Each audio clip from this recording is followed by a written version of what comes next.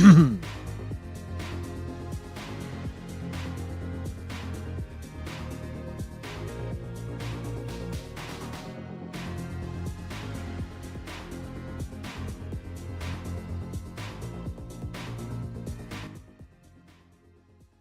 a happening, everybody? What's going on? It is Wednesday evening. Welcome to the basement here on this late in the day portion of Hump Day. Hope everyone's doing well. We got a lot to talk about tonight, folks. A lot to talk about. Got another Doomsday leak, but based on my numbers for Doomsday themed streams, no one really gives a fuck about that, but we're going to talk about it anyway. We got a whole Spider-Man Brand New Day plot leak. Got more Paramount stuff. I know. We're probably all sick of Paramount, but how this shiza goes down is going to affect DC quite a bit, and we definitely care about DC, so we're going to talk about that some more, too. Plus a couple other little tidbits. So fill your cup and light your smoke, because it's time to get nerdy.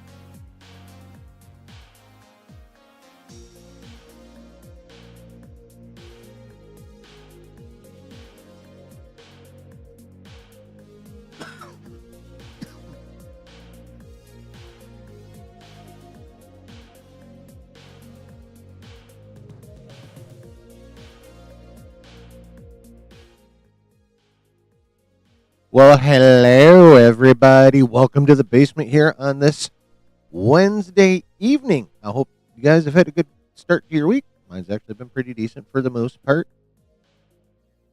How are you guys doing? How are things? Got done editing a vid, rewatched Stranger Things, just finished season 1. How are you doing? I'm doing all right, Ned. Doing all right. Just got done editing a vid. Is it SDCC related or something else? Oracle's growth has been kind of crazy. Yeah, well, the homie keeps switching spots with Elon for richest man in the world, kind of like Reed and Doom switching spots for smartest person in the entire fucking Marvel universe. Ellison's trying to expand their empire. Yeah, definitely. That is what they are doing. So, who we got up in this bitch? Spicy Dan Randon. Welcome. Brooke. And now, the headless one. Headless Ned. Excellent. Welcome, one and all.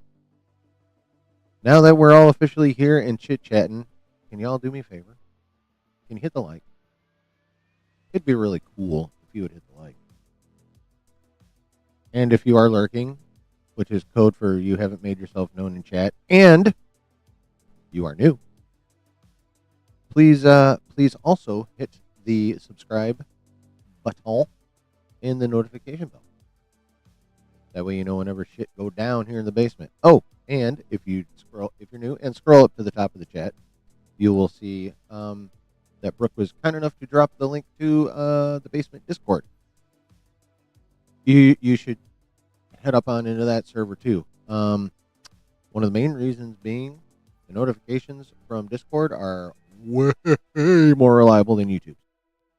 So if you don't ever get a notification from Discord, it's because Aaron done fucked up, as the saying goes. So, and I think I've only forgotten to share a stream twice. Definitely once, because it wasn't that long ago. And Spicy Dan rightfully gave me shit for it. And I think there might have been one other time before that. Or if I didn't completely forget to do it, I did it like 2 minutes before I went live.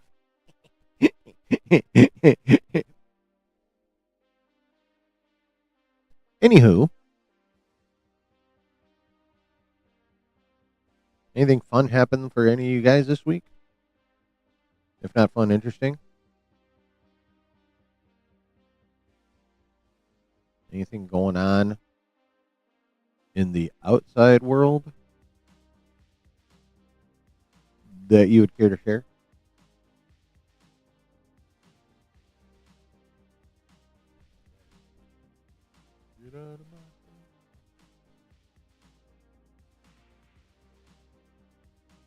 You try to see Badlands this weekend? Yeah, Badlands is starting to look like it's a real motherfucking thing.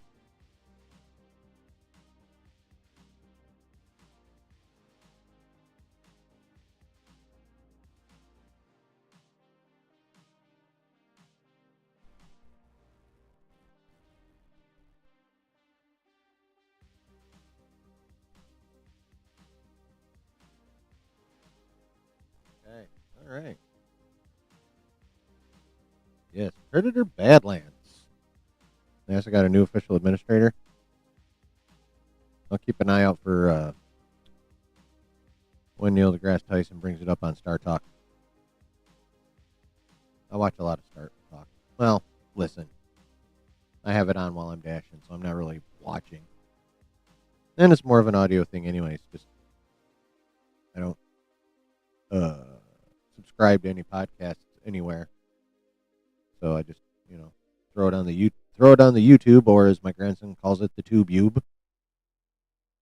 Yep, TubeUbe. That's what he calls YouTube. TubeUbe.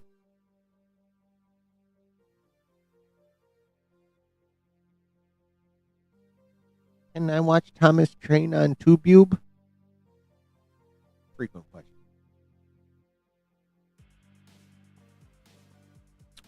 That is a frequent question. Shit. I don't remember when I started it, but I think it was yesterday when I was out dashing. I actually finished the last video in the Cosmic Queries playlist. Yeah. Yep. And I started on another playlist, the name of which I can't remember, but I just started. That one's going to take a while. That one, I think, has even more videos than the Cosmic Queries playlist. Yeah, Predator Badlands.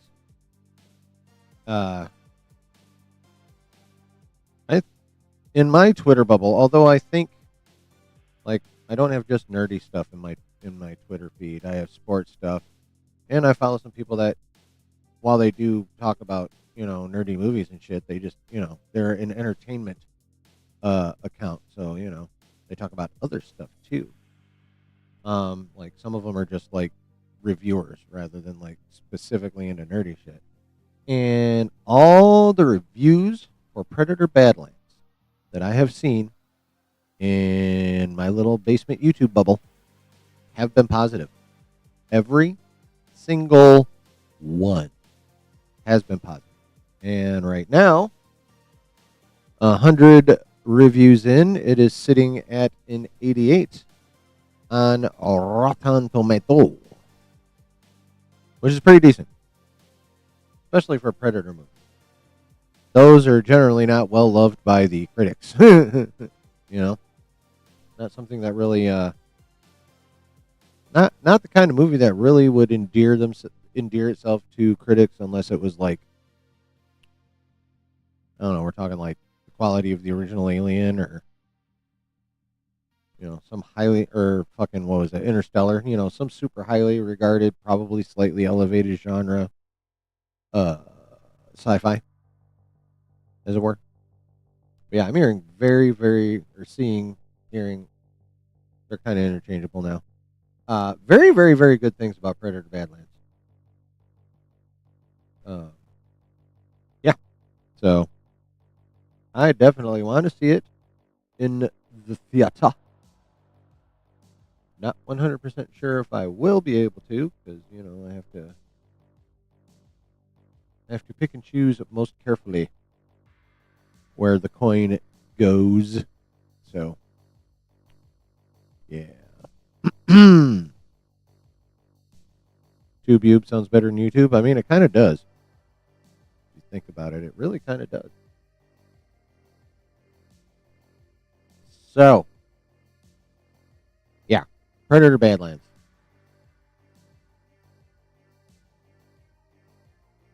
I definitely want to try and find a way to see that motherfucker. Yeah, I'm hearing good things about Welcome to Derry as well. I I hadn't I had read in a couple different places that like the idea behind it was going to be based off of the interludes in the novel, and all the interludes boobs all the interlude god damn it now I'm all the interludes in the novel uh were based on times past, as it were, previous to when the novel itself was set. Um, and from what I've seen the other day in ads, there some of it's pretty modern day, which is cool. Don't get me wrong, I'm not bagging on it. Just I wasn't expecting that based on the stuff I read that said it was going to be based off of the interludes. Evidently, it's just based off the concept of the interludes rather than the actual interludes from the book. Yeah. But yeah, it does look cool. Yet another show that I'm like, ooh, that looks dope. That'll take me literal fucking years to get to probably. Yeah. But yeah. Hear good things about that as well. From many different sources. This is chilling and I split a large fry. Wasn't quite done before I started, so.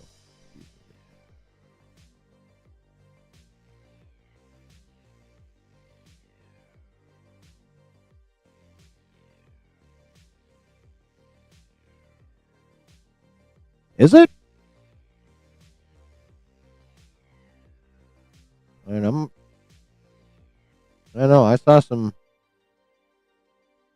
cuts in the ad that looked like it was a pretty fucking modern setting. Like when there's William military, some of the military scenes in the because I was watching on HBO Max because I was watching Snyder Cut the other day and Welcome to Derry was very heavily promoted, which I have no problem with. What up, Brennan? But I don't know, some of the scenes that looked like really, really modern, especially one where there's a couple of military dudes talking. Like shit looked super modern behind them, and the uniforms didn't look old. Oh. Obviously, I misinterpreted it if that's the fucking case.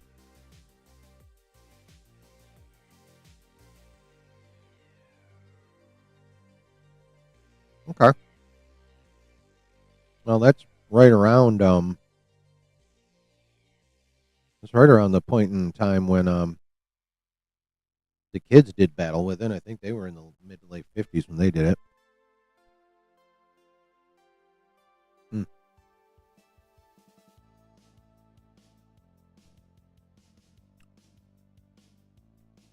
Oh, that's totally cool, Brendan. You do what you need to do. Stay safe, man. All right, well, I obviously misinterpreted what I saw in the promo. Oops. My bad. My bad.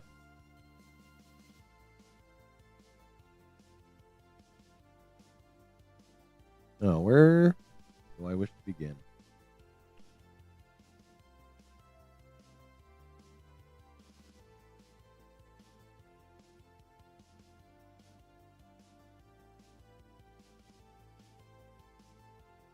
Where do I wish to begin?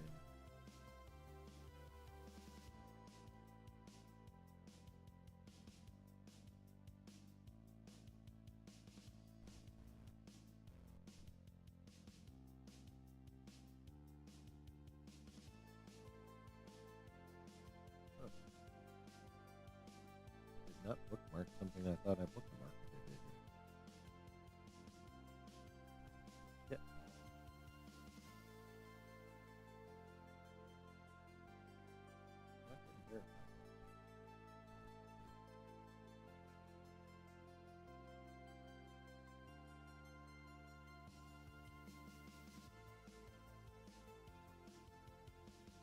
Alright, Jack, give me a second.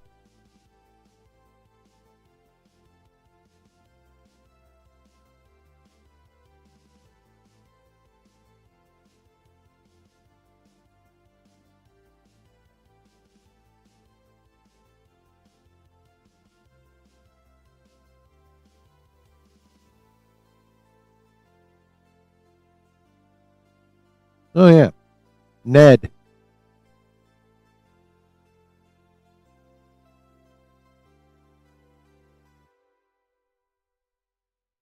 It 2's in 2016. Okay. Hey, Ned. Riddle me this, Batman.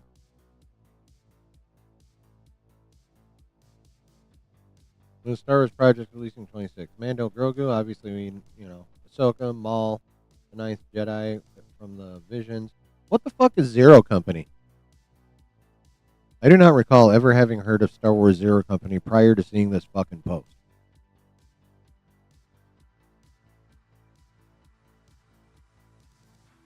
Do you know what this Zero Company shit is? Because I have no clue.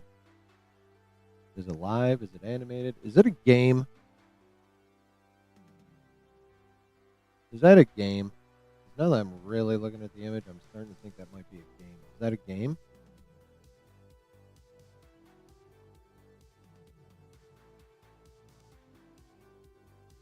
New Kids animated series? Oh. Okay, so yeah, I don't give a fuck anyway. All right, cool. Cool.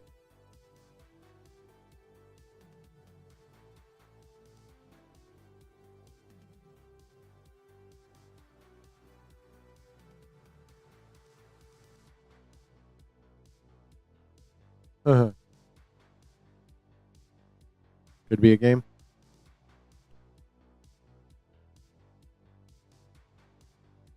All right. Well, either way, I don't know what it is and it doesn't sound like I really need to care. Where did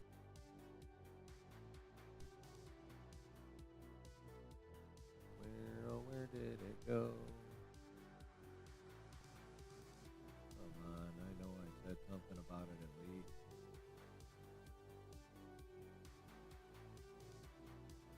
A little bit. Did any of you guys watch that new Wonder Man teaser? Teaser, by the way. Anyone watch that shit?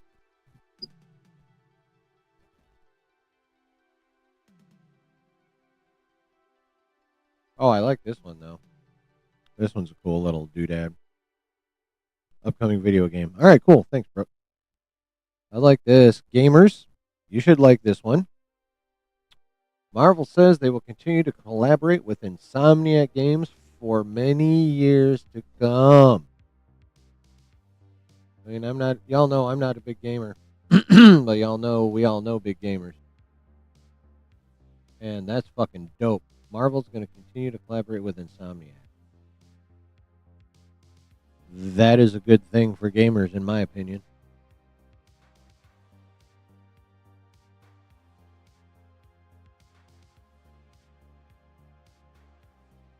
Turn-based tactics game.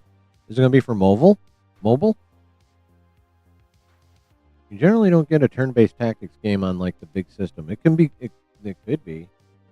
but that just sounds more like a mobile game to me.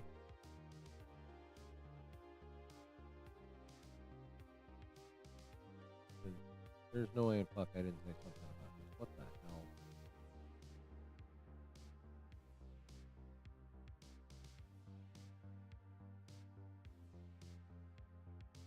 Where'd it go? You're actually gonna make me fucking search this shit out, like literally searching it.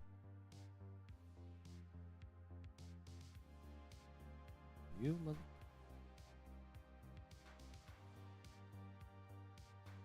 You motherfucker.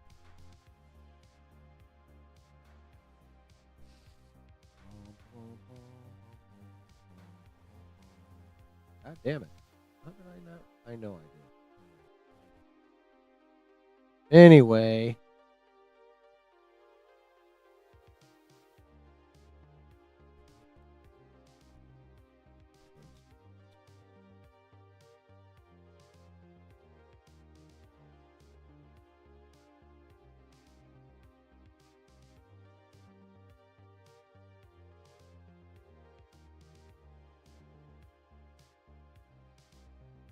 So this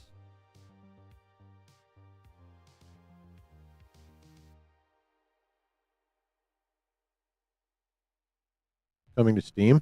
Okay. All right, that's cool. Oh. When you guys play it, let me know how it is. All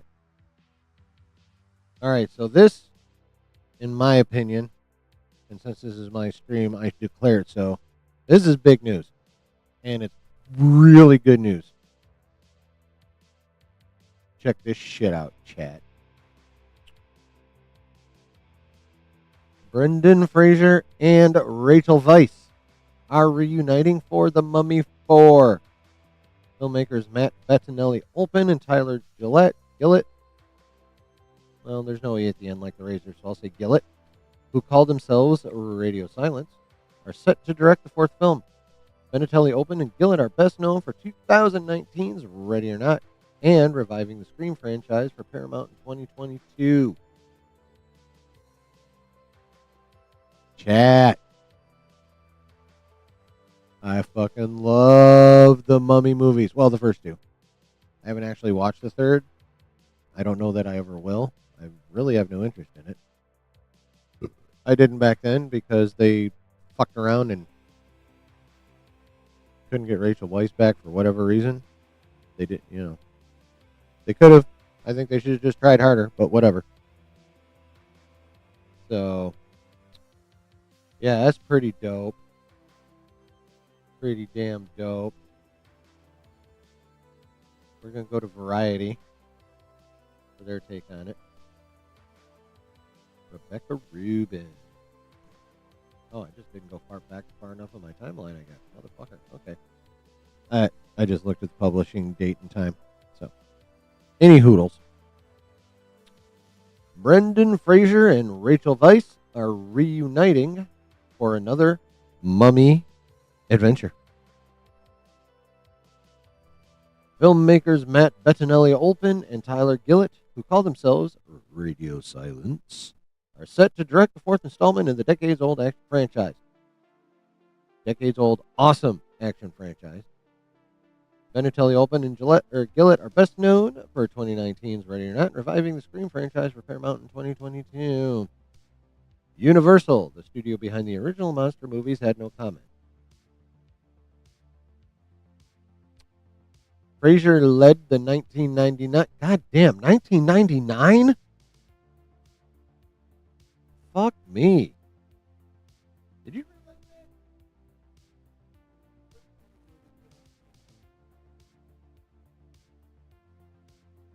Fucking crazy.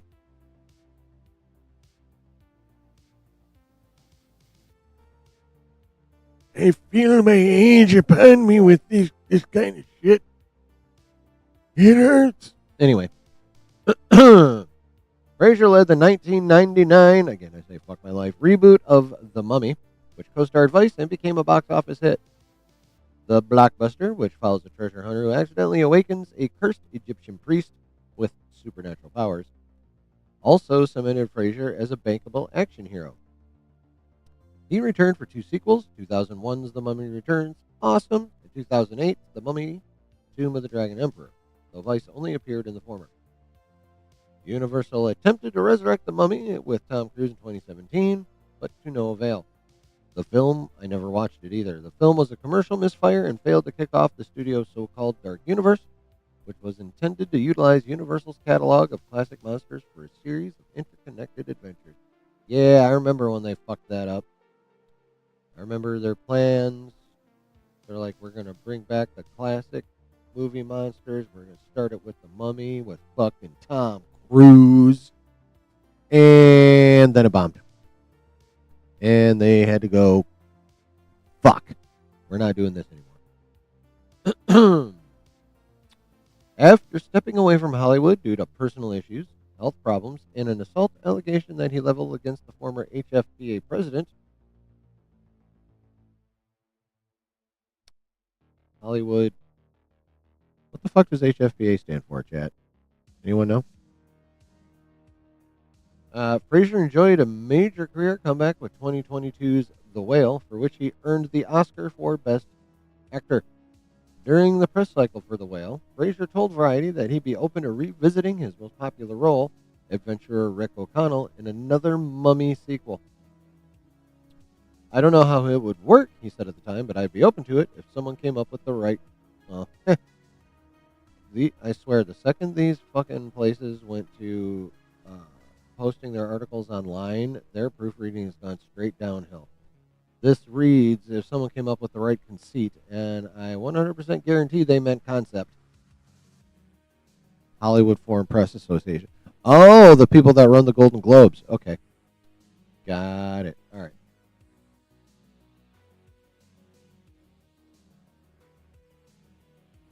Yeah, so I'm sure that's supposed to read concept and not conceit. Fraser at least has an idea of what won't work. Back in 2022, he dissected why Cruise's take on The Mummy failed to connect with audiences. Well, it wasn't Cruise's take. It was Universal's take. He was just in it and like the face of it and wasn't enough to save it. That's all. It is hard to make that movie, Fraser said. The ingredient that we had going for our Mummy, which I didn't see in the new one, was fun. I mean, he ain't wrong. That shit's fun. That was what was lacking in that incarnation. It was too much of a straight-ahead horror movie. The Mummy should be a thrill ride, but not terrifying and scary. Well, I don't know. I cannot agree or disagree with this take because, I haven't seen Tom Cruise's version of the Mummy, nor have I seen like the ancient ass like Universal version from way back in the day. So I can't say he's right, and I can't say he's wrong because it would depend on what the goals of the first one was. I don't, like I said, I haven't seen it, but I have a feeling, an inkling, a hunch that when Universal put the original version of the Mummy out, they were probably going for scary. Just a guess, but I believe they were. But yeah, so guys, chat, rewatchers, replay watchers, what do y'all think about the Mummy 4 with the getting the band back together? Well, at least getting the two leads back together. Hopefully they get the whole band back together. I swear someone was talking. No, they were speculating. Yeah, I want the brother back. I want Oded Fair back. Like, if you're going to do it, get all of them. Wasn't there more horror with the Cruise movie? Yes. Yep, and Brendan Fraser thought that was the weakness. You're going to do a Mummy binge at some point? I definitely need to rewatch the first two. I love those movies. I haven't watched them in a hot minute either, now that I'm thinking about it. What the fuck?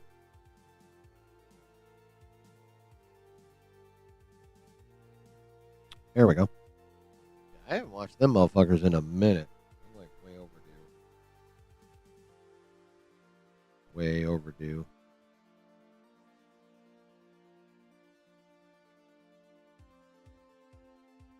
I mean, I'd say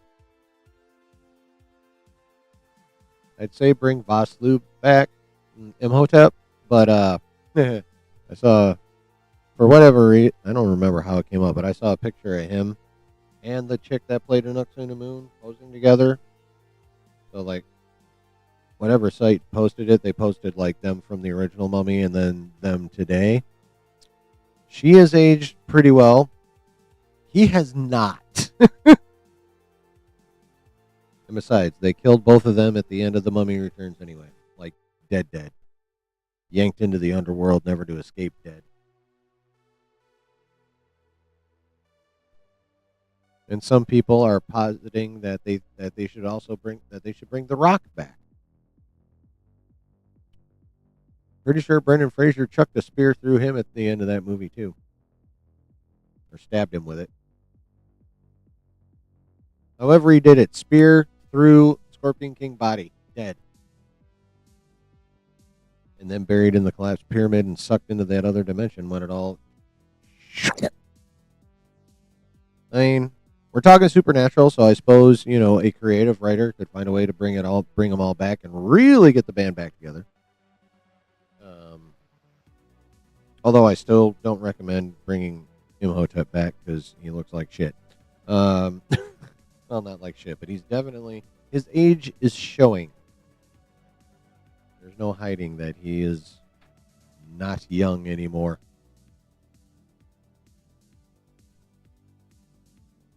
Yeah, what do you guys think? Cool, not cool, don't give a fuck, excited? How you feeling, chat? And replay watchers, drop it in the actual comments below. Pretty pleased, thanks. Obviously, I fucking dig it. I fucking dig it. Yeah, Nooks into Moon's aging well, and as we saw in the Black Widow movie, Rachel Weisz is aging really well. Actually, I think she's better looking. Well, the older she gets, the better looking she gets. Like, to me, she looked better in The Mummy Returns than she did in The Mummy. I mean, don't get me wrong, she always looked good. But I think she looked better in The Mummy Returns, and I think she still looked really fucking good in the Black Widow movie. Yeah, she's one of those lucky people that ages really, really well. Yeah. Yeah, I'm stoked. I am stoked for that shiz. Yes, I am. All right. Jennifer Aniston has aged really well, too. I think she's had some help. Whether she admits it or not. I mean, fucking kudos to her if she hasn't. And, like, I haven't I just... This is all me and pure speculation. I just feel like she's had help.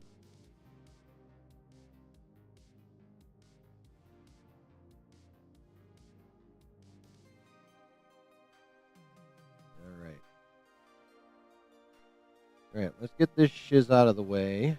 Get this business crap. So we were just in Variety for the Mummy news, and now we are going back to Variety because, chat,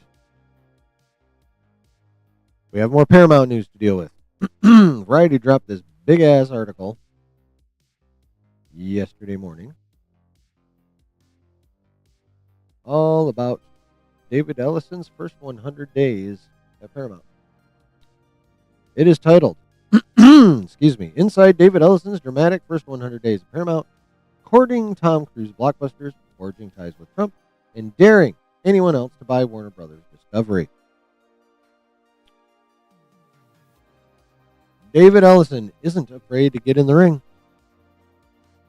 As the Paramount chief builds a Hollywood juggernaut that could soon swallow Warner Brothers Discovery whole, a different type of construction is taking place 3,000 miles away.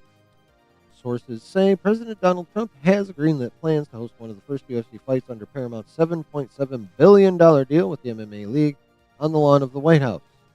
Dignitaries from around the world will attend a dinner and then head to the Octagon, the ace-headed ring where the main event will play out. Trump and UFC CEO Dana White are spearheading the telecast. The discussed date is June 14th, 2026, which coincides with Trump's 80th birthday. All right. White House spokesperson Anna Kelly says the fight will be, quote, a spectacular event that will celebrate the 250th anniversary of our great country. While the spectacle might sound like a discarded scene from the 2006 dystopian comedy Idiocracy, I mean, it kind of does. It provides a glimpse into Ellison's rising empire, one that skews alpha male, and that some fear will entwine the studio's content more closely with MAGA messaging.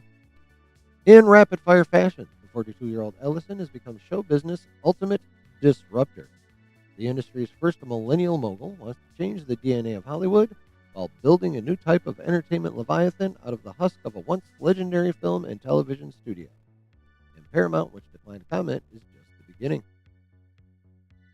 We're going after Warner's, Ellison told confidants even before the Paramount deal got the Trump administration's approval. I want to be in the top 3, not the bottom 3. By the accounts of many industry insiders, Ellison has been busy leveraging his family's extraordinary wealth and access to President Trump to prepare for a buying spree. With the help of his father, Oracle co-founder Larry Ellison, the world's second richest person behind Elon Musk, at least this week, it could flip. The Silicon Valley scion wants to take on Netflix, Amazon, and Apple in the hyper-competitive Ellison family. There's no prize for being a runner-up. If the Ellisons pull it off, they'll control a media empire with unprecedented reach and cultural influence. It's the Wild West, and these are the new cowboys, says producer John Peters, who ran Sony Pictures from 1989 to 1991. Wow, that was a short stint. He must have fucked up. Peters says he has taken a $400 million plus stake, roughly 4%, in Paramount since it began trading on the NASDAQ as P-Sky. Yeah, Paramount Skydance.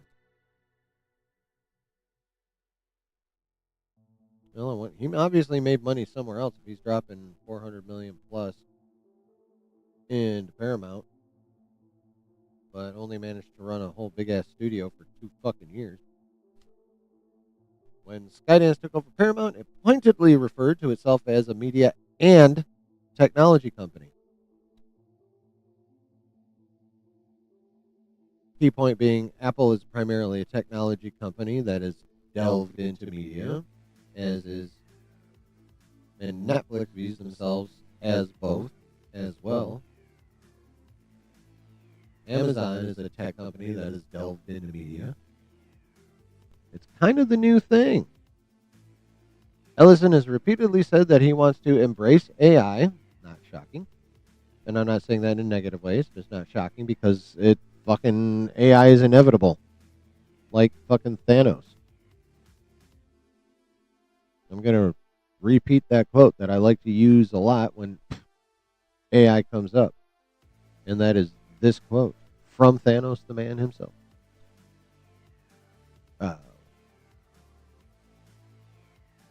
Shit, no, I forgot how it began. The first phrase. Oh, yeah. Fear it. Run from it. Destiny arrives all the same. And ladies and gentlemen, and AI is the destiny in this scenario. There's no avoiding it. Oh, dread it. That's what it is. Dread it. Run from it. Yeah. You can dread it all you want. You can rail all you want. You can condemn all you want. There is no stopping AI. There just isn't.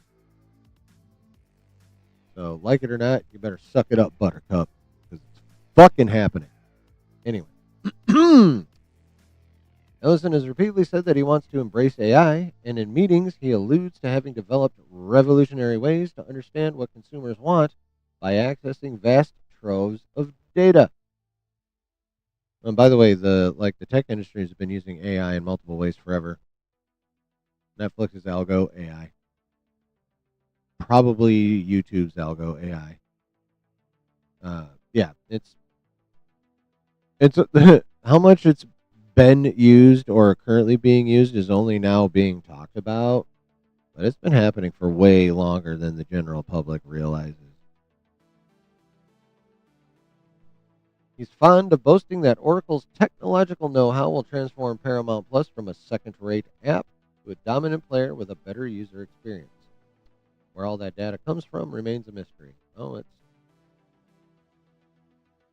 There's all kinds of ways to data mine. Legally, even. Some industry observers are skeptical that it will be enough to compete with Netflix and its mighty algorithm. I mean, it's hard not to be skeptical about that. You know? I mean, fucking Netflix is ridiculously huge.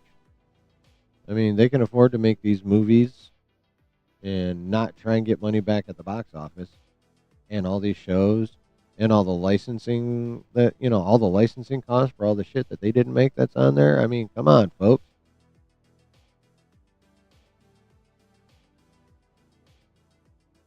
Netflix is the big dog in this fucking in this arena. Like, they're insanely huge.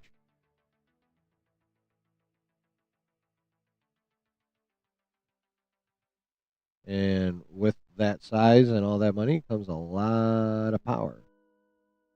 So, I mean, Oracle's going to have to do some serious work to generate something for Paramount, Paramount and all its content, and potentially and highly likely all the shit at Warner Brothers on HBO Max. Guaranteed, they will not maintain two platforms. They will just skip to the end, which took Disney for fucking ever. They'll just skip to the end and throw it all on Paramount Plus and crumple up HBO Max and chuck it in the trash. But yeah, competing with, I think it's totally valid to be skeptical about them somehow making Paramount Plus able to directly compete with Netflix. They also believe that even if traditional studios like Paramount and Warner Brothers combine, Netflix and the other streaming giants are so much better established that it will be nearly impossible to catch up. I mean, also valid speculation, but it is also well within the realm of possibility for one or more of the other streaming giants mentioned here to fuck something up, lose their popularity, and have their subscribers go elsewhere. I mean, not necessarily all of them, but a big old chunk of them.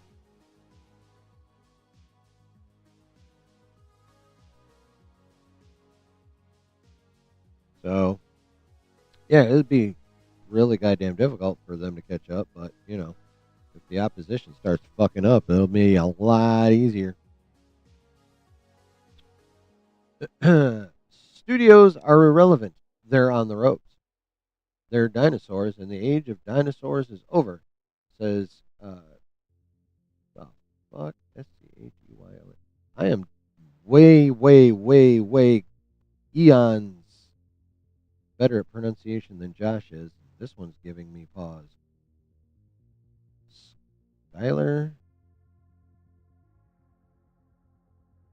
Schuyler? Schuyler? We're just going to go with Schuyler. My boyfriend Schuyler. Let me go upstairs and listen to my Britney Spears records. Schuyler Moore, partner at Greenberg Lusker. I'm assuming there's some kind of financial firm or business tracking firm or some shit. Their only move now is to consolidate, but there's no hope, even if they get bigger. They're too late to the party. Now, that could very well be fucking true. That could be very, very true. I mean, Hollywood does tend to be slow to pivot. They tend to be fairly damn slow to pivot. So it is entirely possible that they do have no chance, and it is, pretty likely they have only a small chance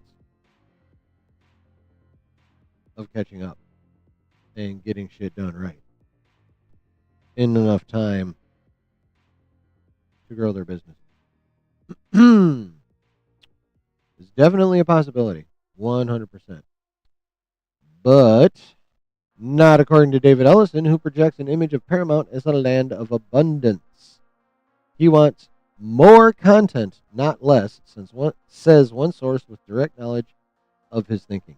Now that more content or less content was a massive worry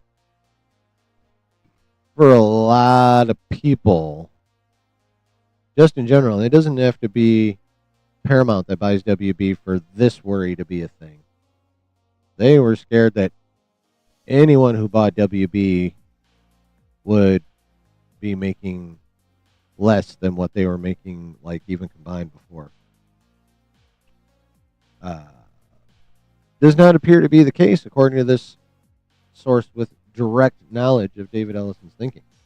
The proof is in the mad dash his film chiefs are making to build their slate from its current 8 annual releases to 15 by 2026, which is, so they're planning on almost doubling their output next year.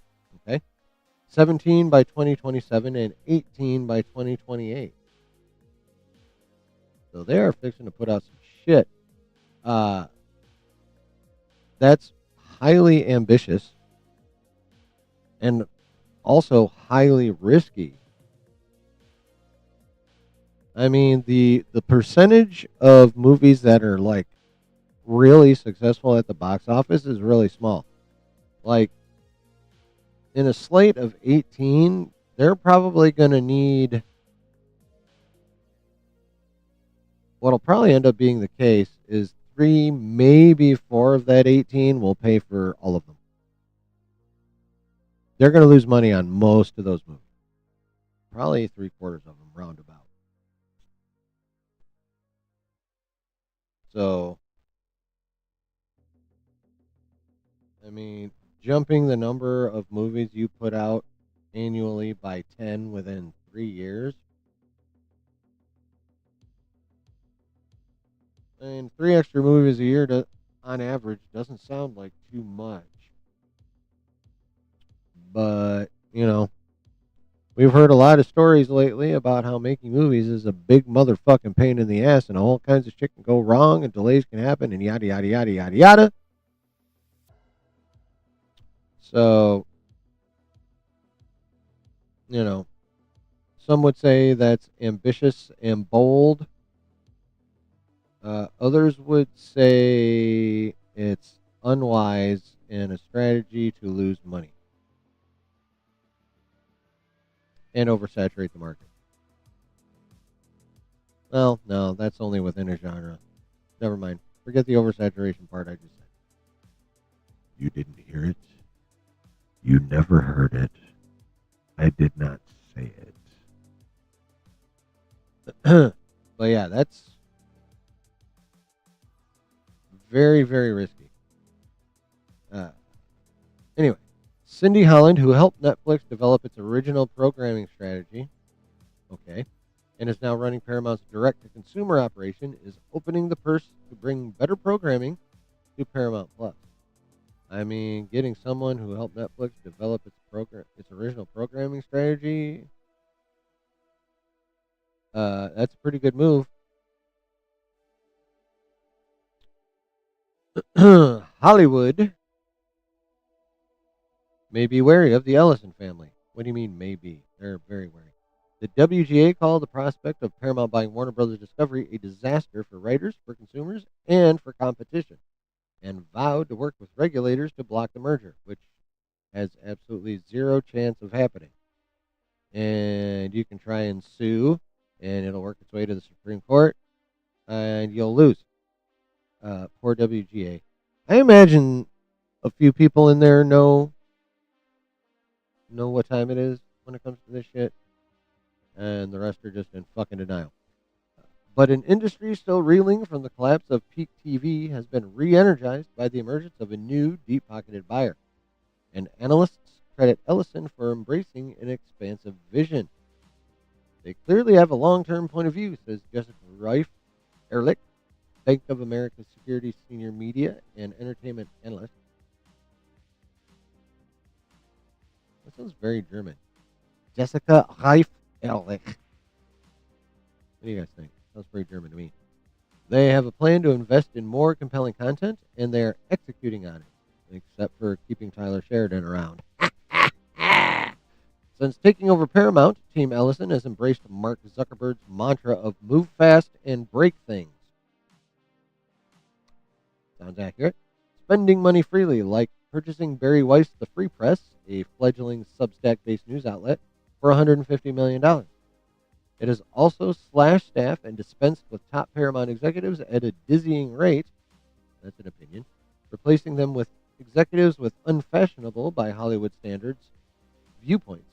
From vocal Israel supporters, CBS News editor-in-chief Weiss, to political conservatives, Paramount co-chair Josh Greenstein, and jumped into business with a new brand of power brokers, namely White.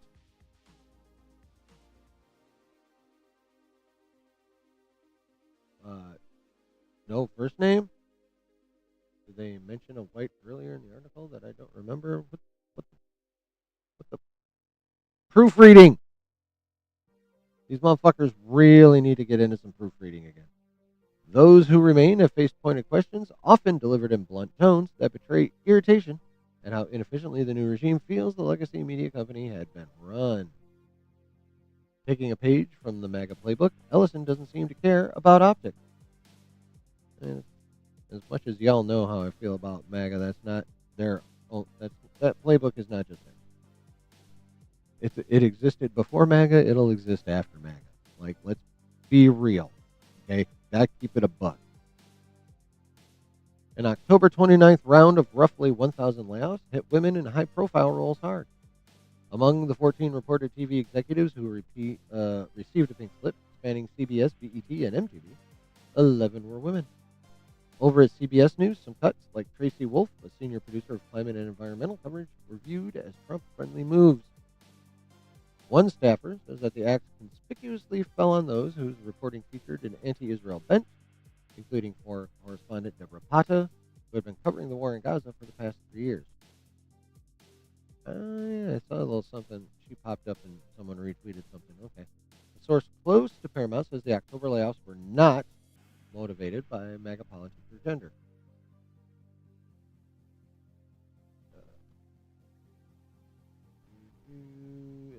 Israel, Gaza.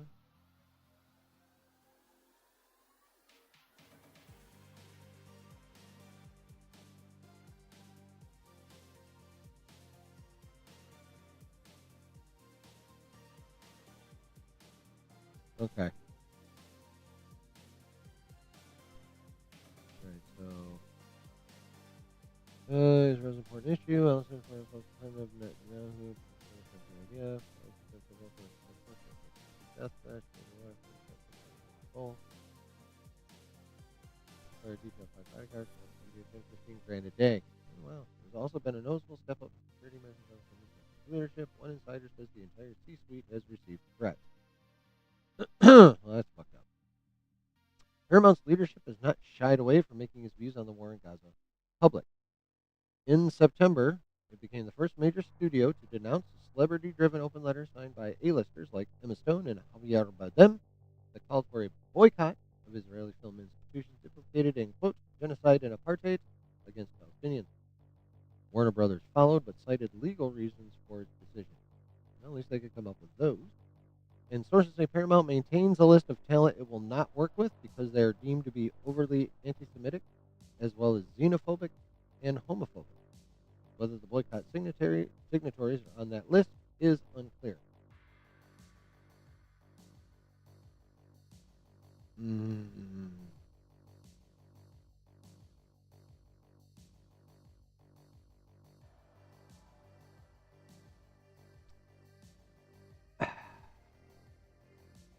All right, okay. So, after giving all these examples about Ellison not caring about optics, including, let's see, Paramount maintains a list of talent it will not work with because they're deemed to be overtly anti-Semitic as well as xenophobic and homophobic.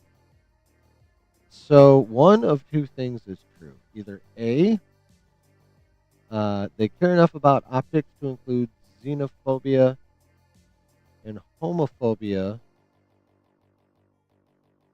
and overtly anti-Semitic, especially the xenophobia and homophobia. Overtly anti-Semitic is not a shock. Um,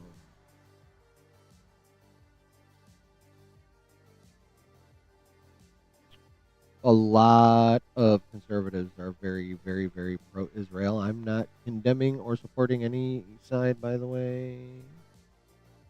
I'm just telling you how it is. So, overly anti-Semitic, not a surprise. But considering their very public political stances and who they love and who they vote for, um, including xenophobic and homophobic, is either A, them actually caring about objects, or B, um, they might be not quite as far right in everything as they would appear to be. Because let's face it, there is not all. There are exceptions to every rule or observation, but there are plenty, plenty, plenty, plenty, plenty, plenty, plenty, plenty of people on the right that are very much xenophobic and homophobic.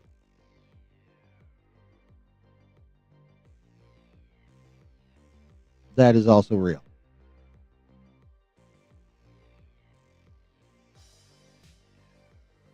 So I don't know which it is, but those are the only two possibilities. Um,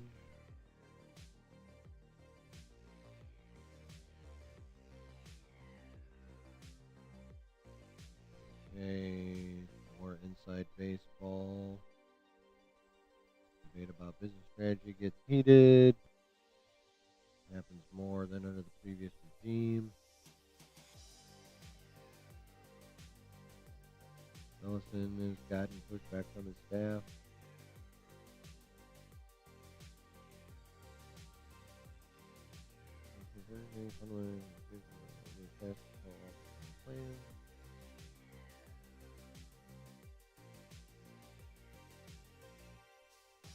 Okay, so this is all blah blah blah blah. Okay, talking about the Taylor Sheridan thing here, but we talked about that on Saturday.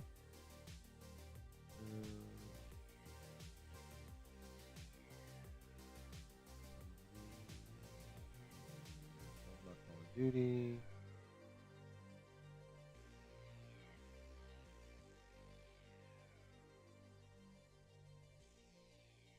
Okay, talking about how shit's changed in the inside climate, yada yada. Yep, yada, talk about the, yeah. You okay then?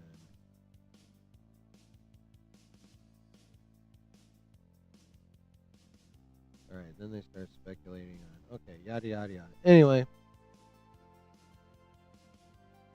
so the biggest part of this, or at least one of the biggest parts, is them basically creating a blacklist of creative.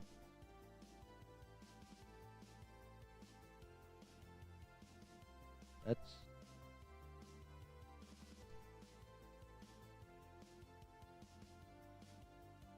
yeah. Contains less talent, it will not work with, which is basically a blacklist.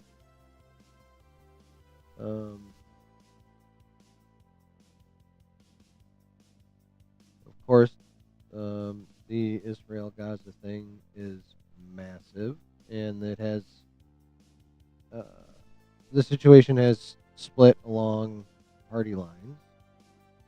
Um, yeah, this is an article talking mostly about some of the changes that they anticipate, some of the changes that, even though in more than one spot they made it sound like Hollywood, but obviously the author of this article is one of those people. You could tell. They didn't try and hide it too hard. And they did, they kept it mostly professional. But yeah, it's yeah.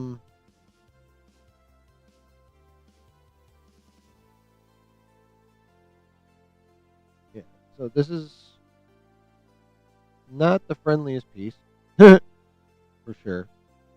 Um, I still feel like this probably would have been a lot more pointed if Variety was not owned by Penske, who is another uh, conservative type corporate owner.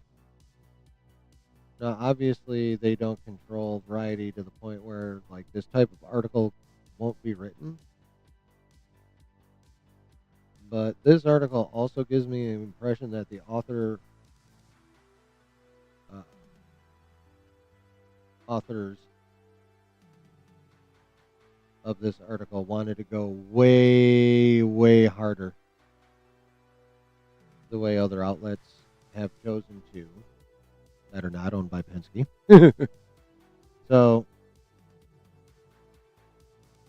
I am firmly convinced, this is speculation, but I am firmly convinced that uh, while there's not like, you know, overt censorship, again, this article is fairly hostile to Paramount. Um, the limits still do come down from above on how hard they can go on certain subjects. I am firmly convinced of this. And I think this is a prime example. Because if you're paying attention to the undertone and the subtext of this article, they wanted to set this motherfucker on fire, metaphorically speaking. So, yeah, that's just this article. Um, Basically describing uh, Hollywood freaking the fuck out, and then what's happening, and then choosing um, a lot of behind the scenes shit to make them look bad. Okay, but it is still a very, at least in my mind, it still is a very interesting look. I like looks at the inner workings of shit. I like knowing what's going on behind the scenes. Why I like leaks and scoops. Um, I mean, I love information because I can express at least, you know, something that looks like an informed opinion, which is what I prefer to have, if at all possible. So I like this shit. That was way too big an article for me to finish. And like I said, the rest of it was a bunch of BTS stuff um, that I would probably be the only one interested in. So yeah, the crux of it is um, that the list of creatives they don't want to work with is a bit weird. Well, let me rephrase that. Like, let's be real. Those exist at every studio. Being public about the fact that they have that list is weird. Like, come on. We all know, like, blacklists have existed in Hollywood since Hollywood existed in Hollywood.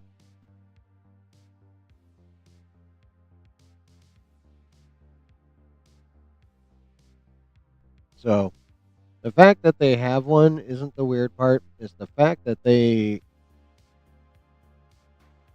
basically admitted they have one, or at least allowed it to be learned that they have one. That's the weird part. But that's not all, folks.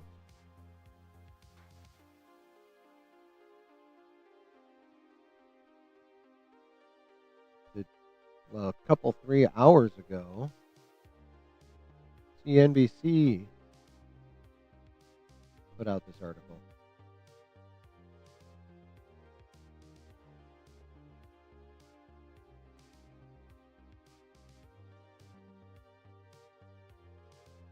And check this shit out.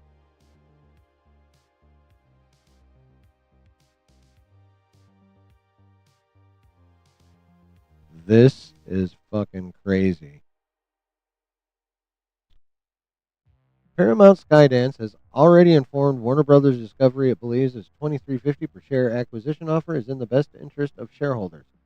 Now it has a plan on what to do if the Warner Brothers Discovery board disagrees. Excuse me. Warner Brothers Discovery is openly for sale, and it intends to publicly announce its plans toward the middle or end of December, according to people familiar with the matter who asked not to be named because the discussions are private. There's your traditional line about that shit. This phrase here, according to people familiar with the matter who asked not to be named because the discussions are private. Yeah, that particular phrasing gets used a shit ton.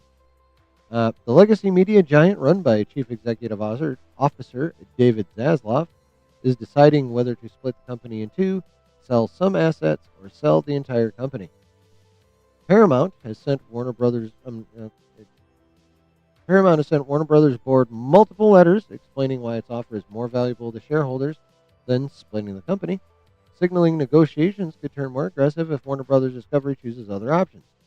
CNBC has reviewed copies of two of the letters. Ooh. A portion of a Paramount letter dated October 13th, the day I turned 50, goddammit, specifically details the company's argument that its latest offer of $23.50 per share delivers superior value for Warner Brothers shareholders compared with any reasonable plan to break up the company. Roughly a week after receiving that letter, Warner Brothers said it would begin, quote, a comprehensive review of strategic alternatives to identify the best path forward to unlock the full value of our assets.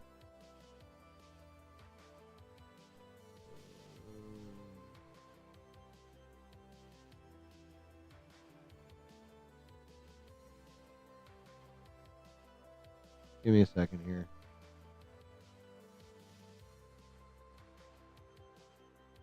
I think I might have got clickbaited into some shit, and I'm about to get fucking pissed.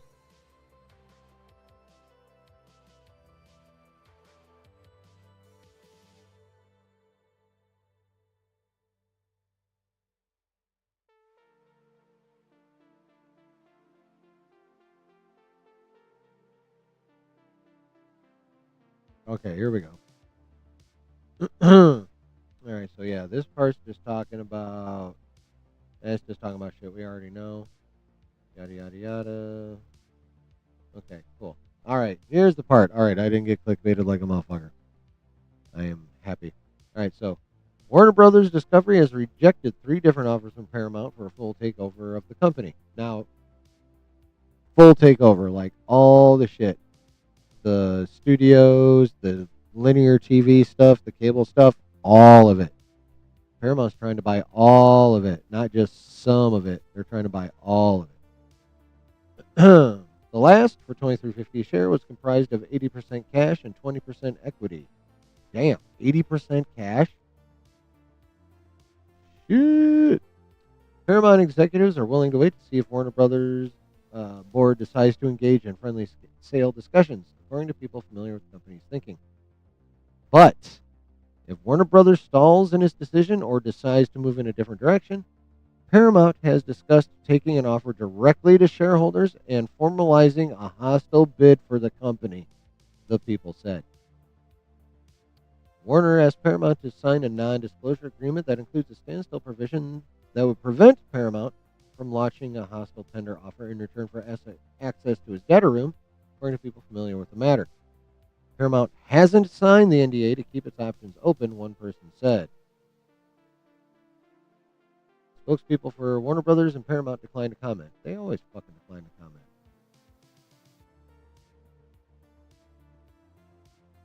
Okay. All right, so the rest is just financial yada yada yada, blah blah blah. Okay. Okay.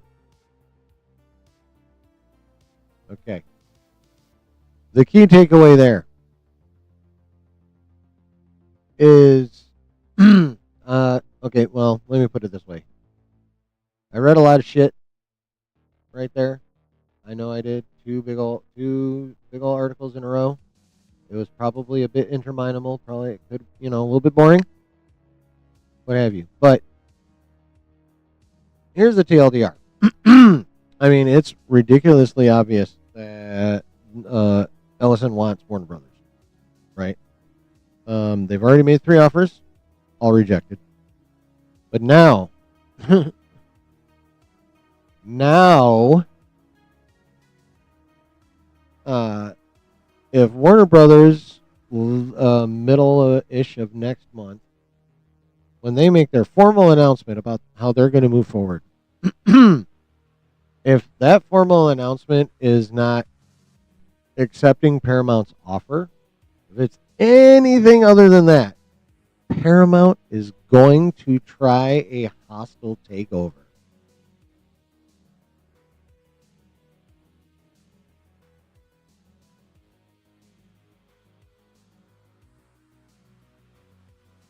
They're going to try a fucking hostile takeover if Warner Brothers doesn't sell to them.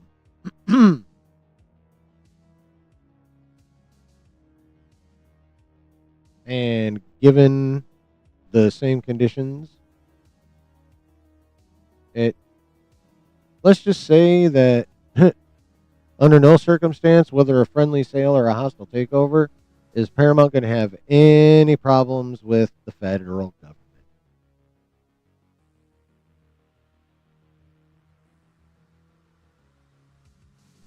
But I did not, well, honestly, I never considered the idea of a hostile takeover. I mean, even though it's always a possibility when, these sales of companies happen, or at least the idea of one. I hadn't really considered that option, honestly, but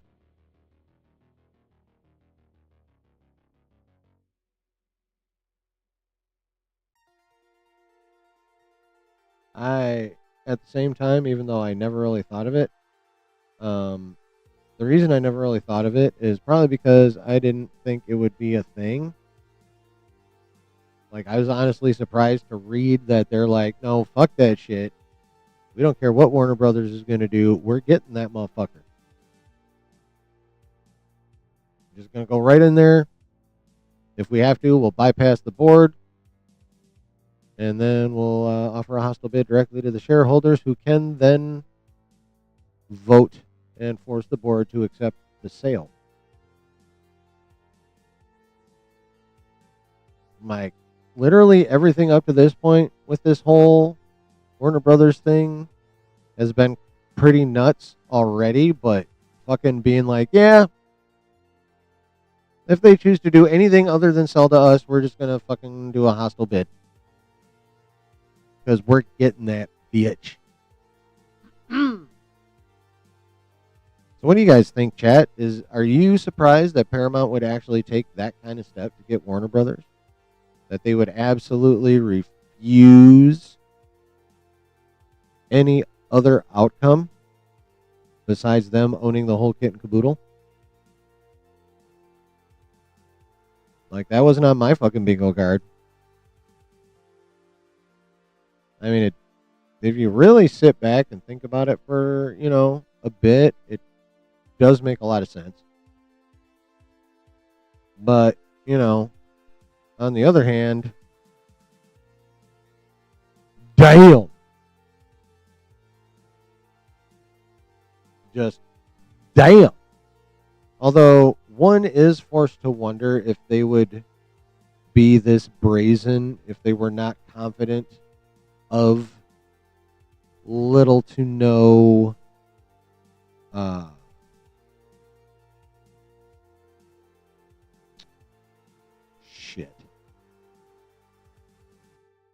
hindrance from the federal government. Would they be so brazen if they didn't have that, or at least were concerned about not having it? Interesting question, yeah? I'm getting a drink. I'll be right back.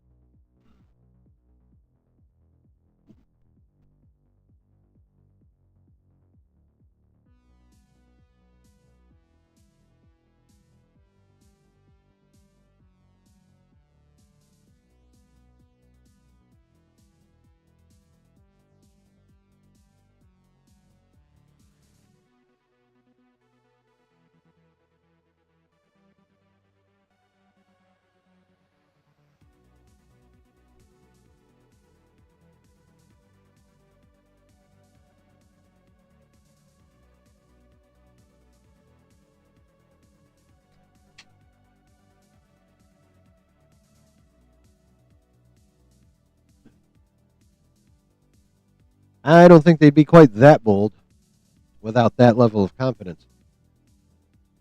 But yeah, like that is literally after all the fucking craziness that we've seen in this situation to this point, all the accusations being hurled, all the vows being made to fight.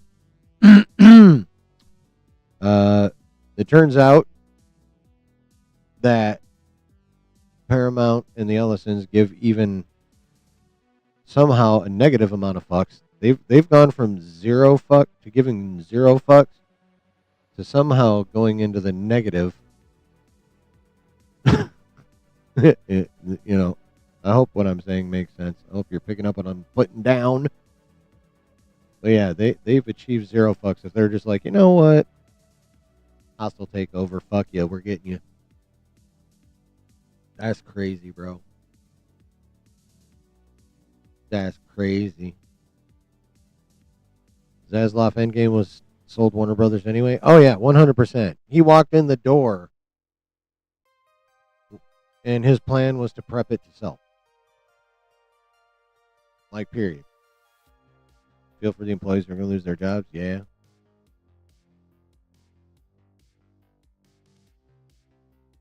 Yeah.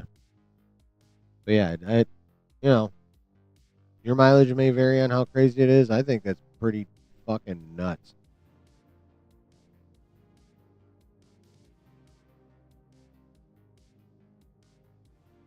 I mean, most people don't announce they're going to do a hospital takeover until they're like literally on the spot about to do the hospital takeover.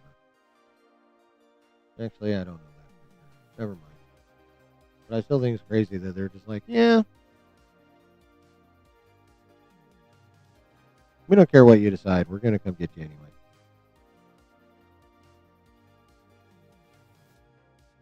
No, just my opinion. It's fucking nuts.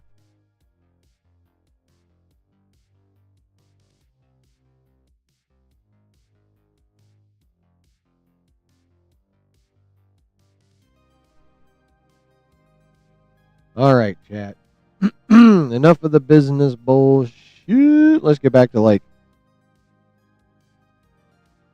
the regular form of nerdy that we all know and love.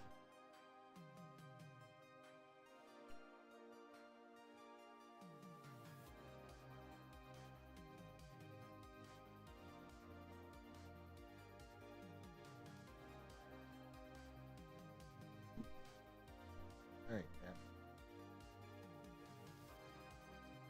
chat. We are now going to delve into the land of the MCU for our next two and also last two subjects. Wait, did I have another tidbit? I swear I did. The mummy thing. Talk about Badlands.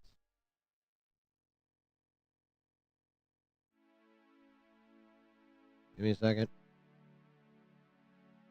Okay, give me a few seconds. I swear there's something else. God damn it, I really need to... Well, if I can't remember shit, I need to remember to write down the shit I want to remember.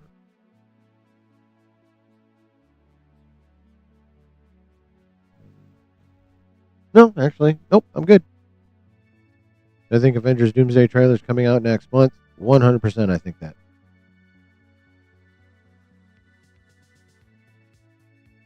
Yes, I do. And despite the reports from Christian Harloff that they have lots of versions out there, which I actually do totally believe, I think they need to pick the one that Chris Gore leaked. That trailer needs to be very Doom heavy. That trailer needs to be showing how fucking ridiculously badass and OP Doctor Doom can be. I think it needs to be that. Not for the nerds, although we need it too. It needs to be that for the normies. They want the normies' attention. They want the normies to need to go see that movie. Why? Because you don't get billion-dollar movies without the normies.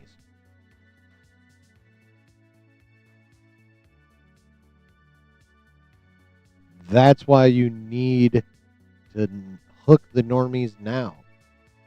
That's why they're putting a trailer out a year in advance, because they know where they're at, and they know they need motherfuckers to go to Doomsday. And they know that Doom has not had barely anything in the way of setup. Now, Thanos did technically have more setup, but Thanos barely had setup. We met Thanos, like really met Thanos in Infinity War. And we are going to really meet Doom in Doomsday. Same fucking thing. Now, setting that aside, because that fucking take annoys the absolute out of me. This trailer needs to be Doom heavy. It needs to be the Chris Gore version, because Marvel needs the normies back. And normies are simple folk. And I don't say that in an insulting way, but compared to us nerds, they're simple folk. They just, when normies go to see a comic book movie, they're not there because they fucking love comic books. They're there because comic book movies provide dope visuals and amazing action. That's what they're there for. And the normies are going to be like, who the fuck is this Doctor Doom, and why should I care? And then they see the trailer. And if it's the right trailer, it's going to be super Doom heavy, and all the Doom heaviness we get is going to be him being ridiculously OP and fucking all kinds of shit up. So, they can have multiple versions. They could have fucking 238 versions of the trailer for all I care. The one that goes in front of Fire and Ash better be the dopest full of Doom trailer that they have. They can worry about teasing the story in the second one. This one, they just need to show the normies how insanely badass Victor Von Doom is.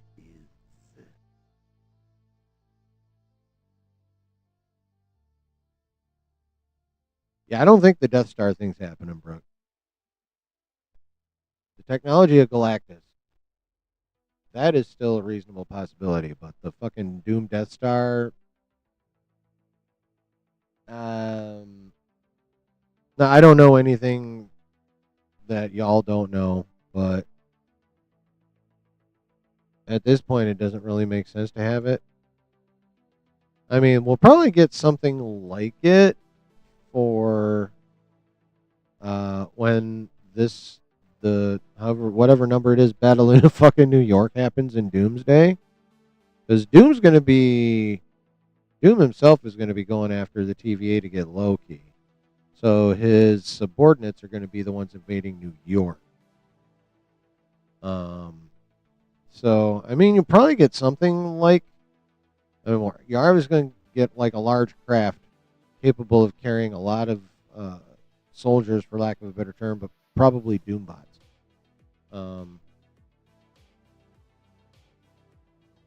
So there's going to be a large conveyance, airborne conveyance of some sort, but I don't think it's going to be the Doom Death Star. Could be.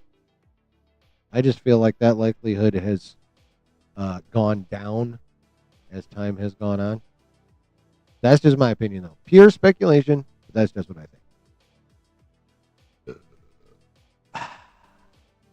Okay. So, we have, it's not a shit ton of information, but it's a very interesting leak. Now, this comes from Reddit. So, who the fuck knows? But, title is Insider Info from Me on RDJ Doom, working as an marketing manager at Disney Toronto office. Okay, explains why they did that sort of British way, because they're in fucking Canada. All right.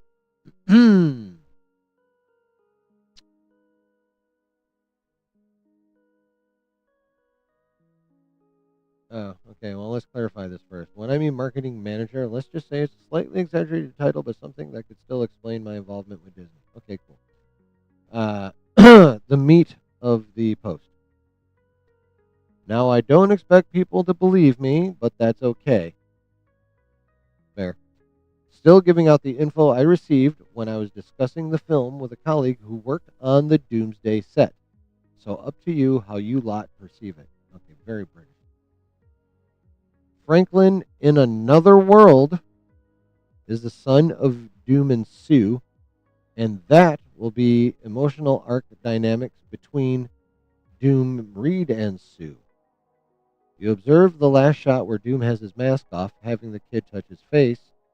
It's a father reconnecting with a son in the emotional catch point of Doomsday.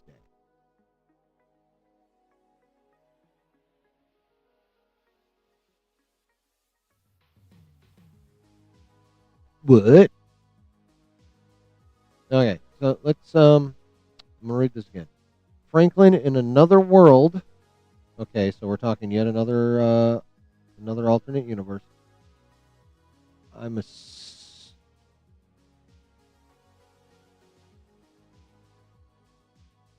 I'm assuming not the 828, but a similar world to that one, even, or at least one with an active Doom and an active Fantastic Four in it.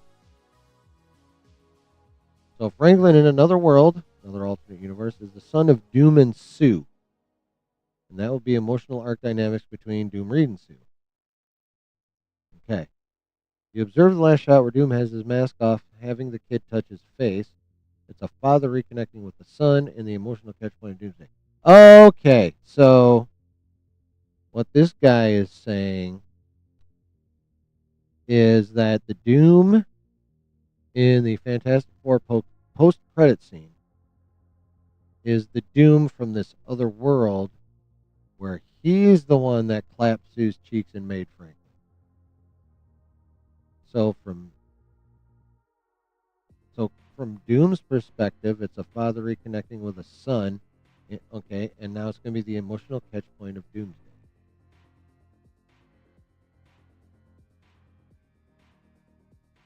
Okay, so Doom. This is implying that the Doom in 828 is actually not native to 828 after all, which is kind of a problem because I'm pretty sure. Actually, has it been officially confirmed? Anyway, it has been. I'll put it this way: it's been the consensus for quite some time that that Doom that we saw at the end of Fantastic Four is native to that same universe, the 828. That's been the consensus for a while.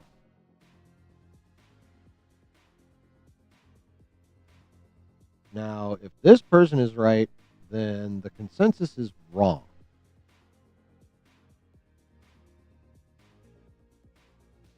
At least that's how I'm seeing it. That's how I'm reading this. Franklin, in other words, the son of Doom and Sue. So, another world. That's the key. So, that means it's an alternate universe. And then now we go back to the post-credit. You observe last shot where Doom has his mask off, having the kid touch his face. It's a father reconnecting with the son in the emotional catch point of Doomsday. Yeah, so they're implying, again, that the Doom that we saw at the end of F4, which up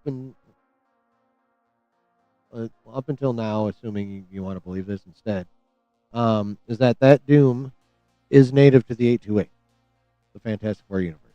That's where he comes from. That's where he been. That's where he belongs. But if this really is about a father reconnecting with a son, then that can't be the 828 Doom. And it's also a really, really good, well, number one, it's a really good motivator for Doom to go out into the multiverse and fuck shit up and want to take everything over because, god damn it, that, he's in that was supposed to be my family mode, my kid, my invisible cheeks.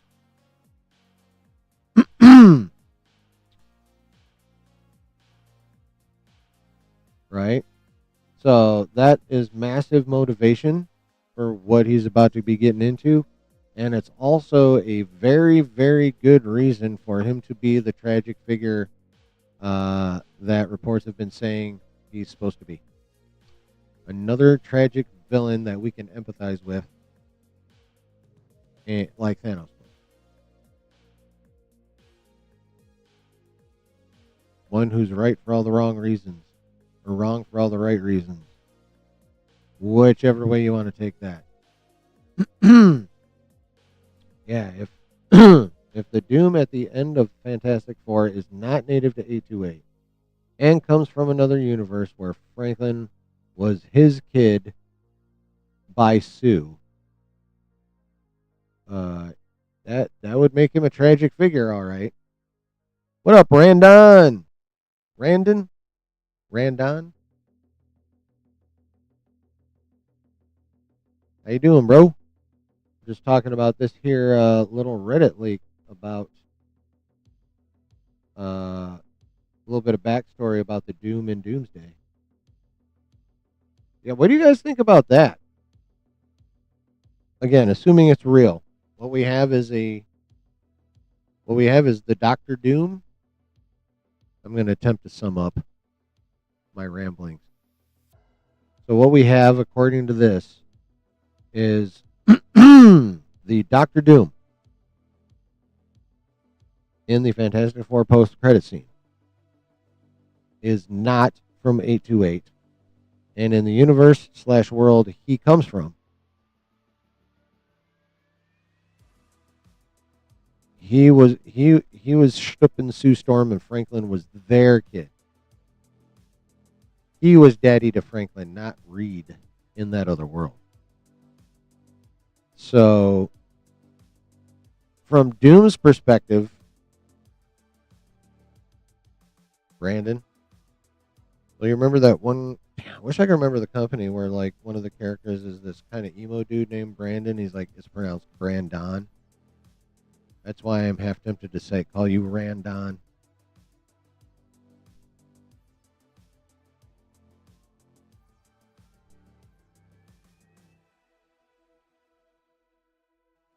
So, yeah. So, what do you guys think? You guys think that could be real?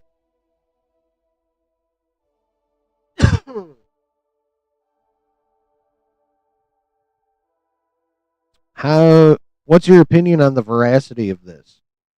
You think this homie's full of shit? I mean, he's apparently cool with the first sentence pretty much says he's cool with people thinking he's full of shit. I mean, I would hope he would understand that something like this would cause a fair chunk of people to go, you're full of shit.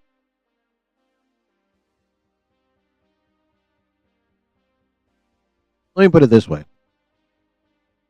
How do you like this concept?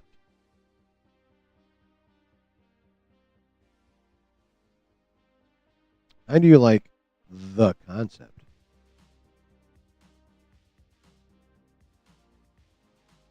You're skeptical?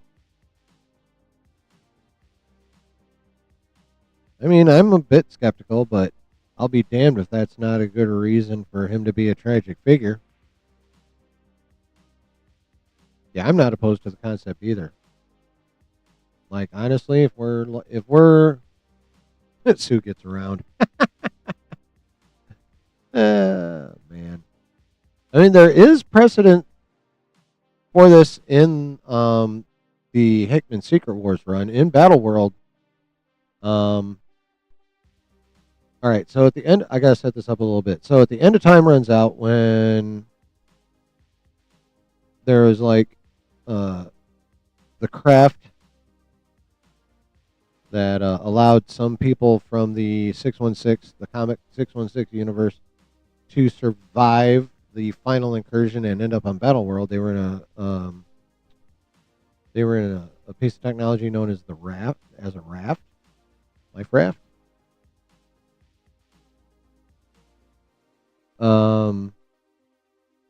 But in during the final incursion, something happens to the life raft with the good guys in it, and Sue Franklin and Valeria get sucked out of it, and Reed's the only one left from his family at that point in time. So when they get to Battle World and finally emerge from the raft, on Battle World, Sue is with Doom, God Emperor Doom, and Franklin and Valeria are Doom's children. Evidently, the armor opens.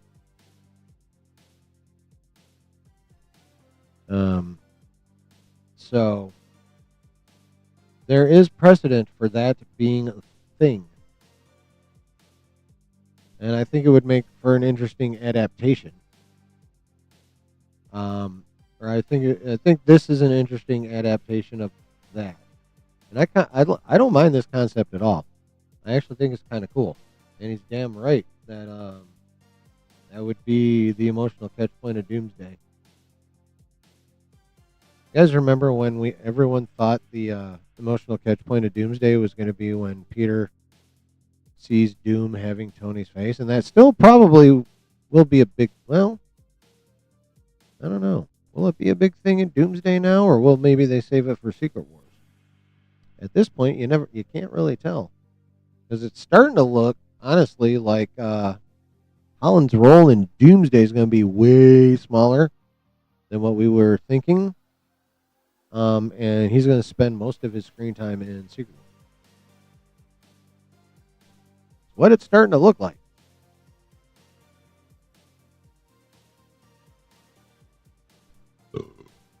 Excuse me. Kind of what it's starting to look like in this guy's game. But, yeah. Post-credit Doom, not from 828 in the world he comes from. Sue and Franklin are his.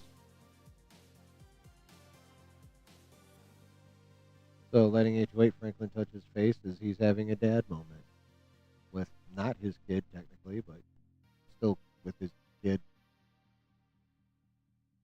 I think that's actually pretty fucking cool.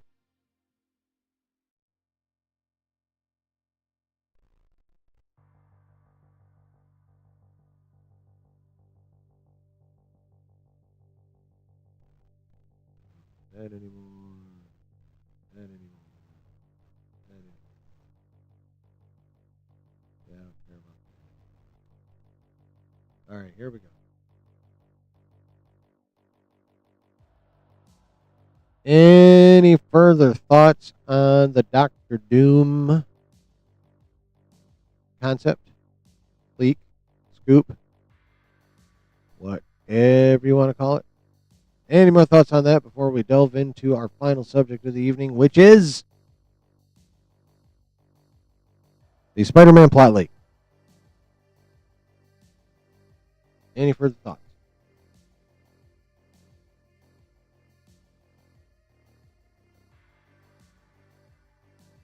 Or shall we dive in?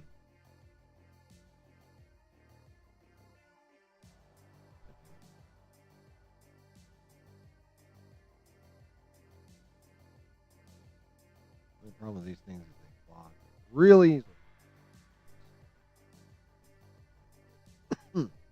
Anyway, enough of that little digression. Okay, chat, are you ready? Spoiler alert.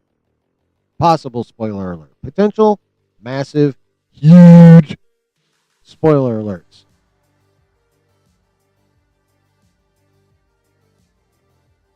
If you do not wish to potentially be massively spoiled for Spider-Man Brand New Day,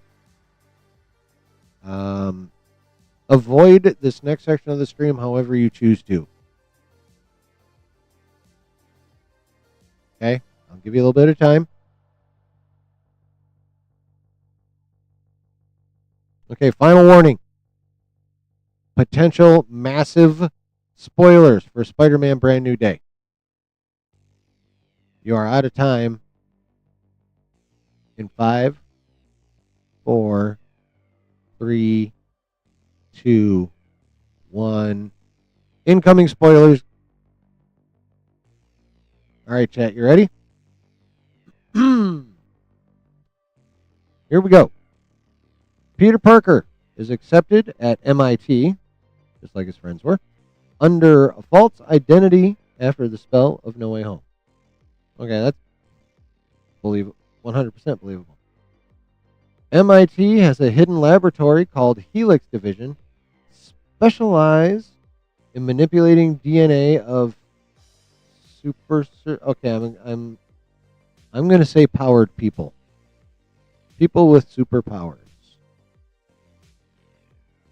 So they Helix Division specializing in manipulating DNA of superpowered people, powered people. Okay. That's kind of cool. I don't mind that. Helix Division, manipulate. Okay, yeah, because the DNA is in a double helix. All right. Bruce Banner works as a consultant, I'm assuming with the Helix Division, without knowing that his research is used to create gamma symbiont hybrids.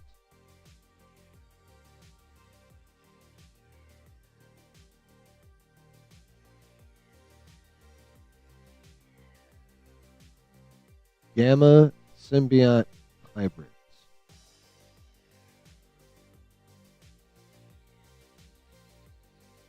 So instead of Venom taking over the Hulk, which I really want to see, we're talking about pre-mixed, basically, pre-Hulked symbionts, gamma symbiont hybrids.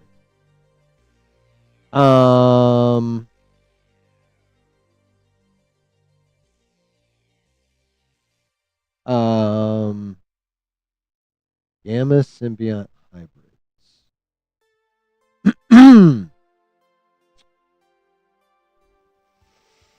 Okay. I don't know about that. What up, Griff? How you doing, brother? I, I, it, oh, I don't know, man. I don't really like it. No, I don't really like it. Gamma symbiont hybrid. Oh, maybe it's just I have like a negative value when it comes to creative vision, which is probably why my channel will always be small. I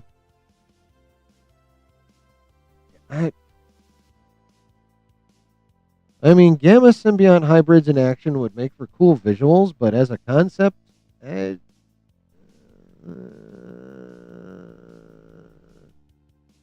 yeah, I don't like it. I hope this is false. I hope if only part of this is accurate, I hope this is one of the inaccuracies. Like, I don't really need that.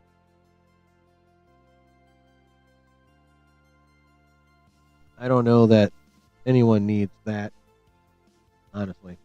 That's a bad idea. Alright, so hopefully that part's not true. Next item. The villains Scorpion, Tombstone, Boomerang, and Ramrod. Sakar Ramrod. Arise from failed tests of the Helix project. Okay. So,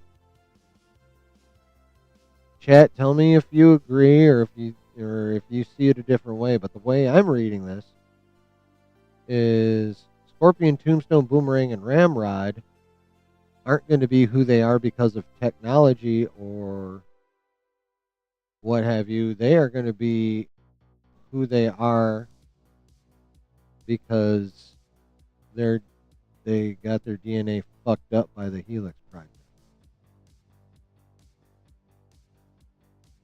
Okay. I'm not against that. That could be very interesting. Besides, I don't even know who the fuck Boomerang and Ramrod are, so I don't care how they got their fucking power. And I don't care if Scorpion doesn't need is like turning in the tech in favor of like literally pseudo genetically being, Scorpion. I mean, Tombstone was already converted by chemicals, I think. Someone correct me if I'm wrong. So that's no real difference either. So yeah, I'm cool with this. It doesn't like excite me, but I'm cool with it. I definitely feel way better about it than I do about these fucking hybrids. All right.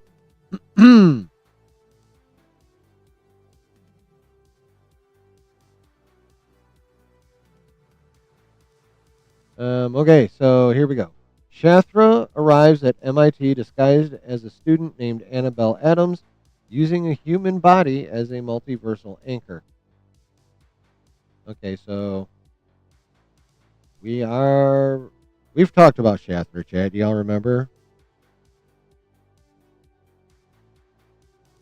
We've talked about Shastra before. That's the critter standing over Spider-Man in the thumbnail. She's a multiversal insectoid entity that eats spider totems, consumes them, and it's got shit to do with. Did I forget to talk about this on Saturday? I might have forgot to talk about this on Saturday. God damn it. Anyway, Shastra's whole deal has to do with the web of life and destiny and consuming spider totems for power. So yeah.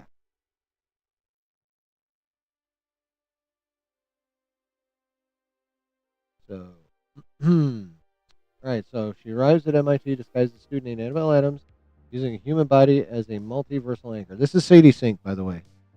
I probably should have made that more clear instead of assuming I actually conveyed something properly. Yeah, this is Sadie Sink we're talking about. She manipulates quantum energy experiments to keep a dimensional crack open. So she's fucking around down in Helix as well. Shastra studies Peter's DMA because his totemic connection with the network of life can stabilize his existence in 616. So she's looking to find a way to stabilize her existence somewhere, maybe?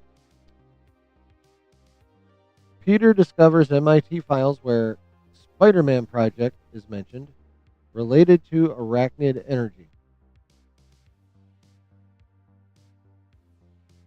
So does that have to do with the spider that bit him then?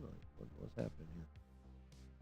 Are we going to get that part of his story that we got skipped in his introduction, which I'm totally fine with, because who the fuck doesn't know Spider-Man's origin story by now?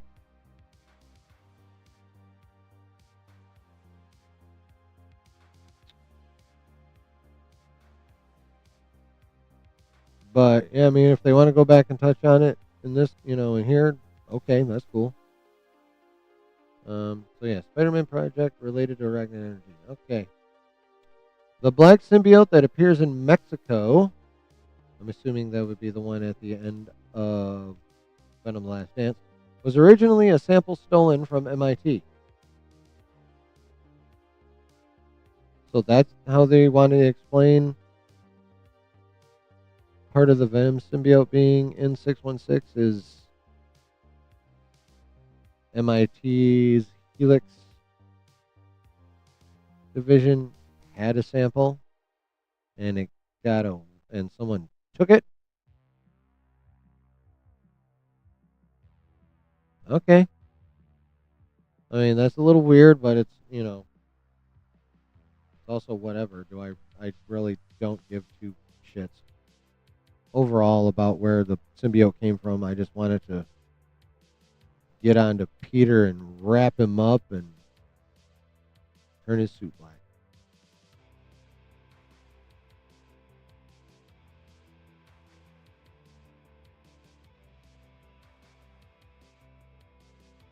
All right. So the black symbiote was originally a sample stolen from MIT. Okay. Bruce Banner detects anomalous gamma readings linked to Peter and the symbiote, which leads him to investigate in secret.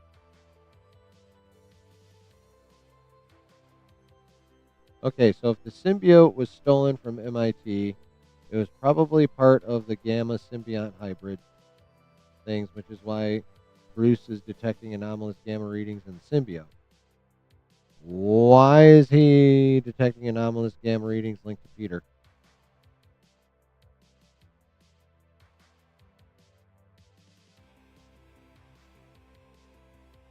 Is it just because Peter was in proximity to the Helix division? And maybe just the symbiote had the proximity? Who knows if it was successfully blended? Or it just picked up gamma from being in the neighborhood? Could be that. Or it could be that the symbiote is a full-on gamma symbiote hybrid, which is where it gets its gamma readings. And the reason that Peter gets the gamma readings is because guess where the symbiote be? Now, whether it's been a full meld and Peter already has the black suit, who the fuck knows? But this could be an indication that, again, not the black suit, but the symbiote is hanging out with Peter, at least in an evaluation mode, potentially at this point, which would be dope.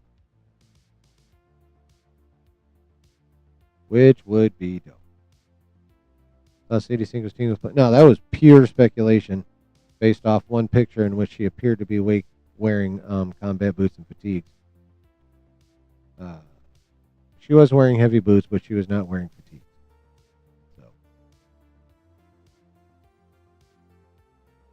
So that's interesting. There's a couple possibilities for this one with the gamma reading. Obviously, I like the one. Next, Punisher arrives in Boston following a trail of murders connected to MIT alumni employed by military contractors. Following the trail of murders connected to MIT alumni employed by military. Okay, so evidently MIT alumni who work for military contractors are winding up dead. And that shit got Frank's attention, so he started investigating, and then the trail brought him to Boston. I am going to hazard a guess. I'm going to express a hunch that the trail of murders is with alumni connected or employed by military contractors. The reason they all dead is because of Helix Division. Probably doing work for the military, naughty work that no one's supposed to know about. And that somehow these alumni saw something, heard something, found something, and got themselves unalived for it. But I think it all comes back to Helix Division.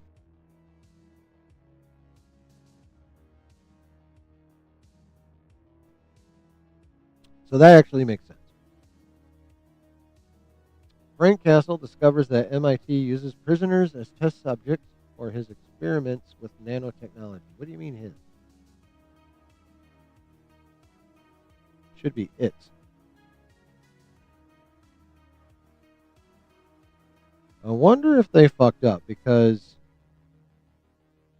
it makes sense if they're, not grammatical sense, but for his experiments with nanotechnology. What if the his here is the dude that Josh is convinced is Kang? What's his name? Tremel something or other? What if this his is Tremel's character? And Tremel's character works for the Helix Division, working on nanotechnology and testing it on prisoners.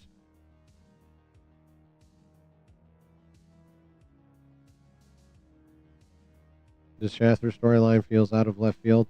Oh, I have thoughts about that. We'll get to that after the end of this. But thank you for actually bringing it up, because I probably would have forgot to make the particular point that you just reminded me of. So thanks, Brennan. So I wonder about this use of the word his.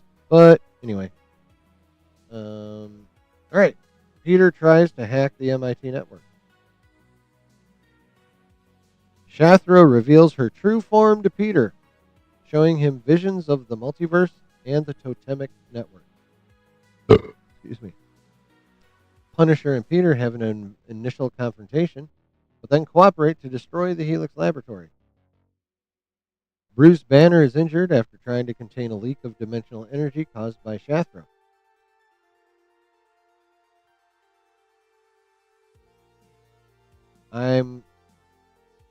We basically know that he's going to go Savage Hulk again. I'm guessing that this might be the reason.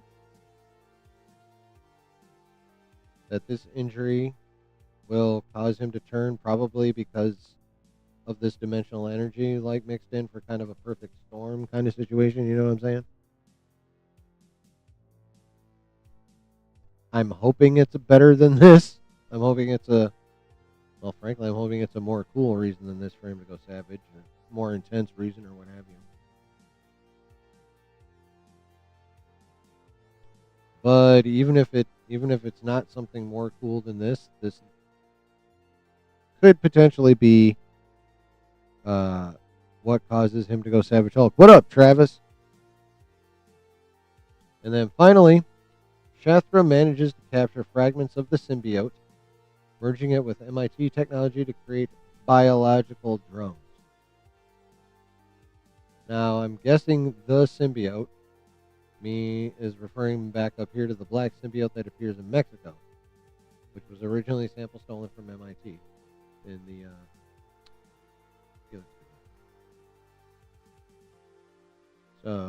and Shathra gets fragments of it, takes it to MIT, merges it with some tech there, and now she has biological drones.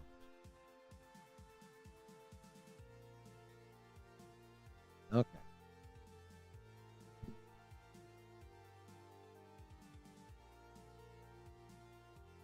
Now, we're going to ignore... Well, first, no. Well, we'll start here. Y'all buying this or any part of it?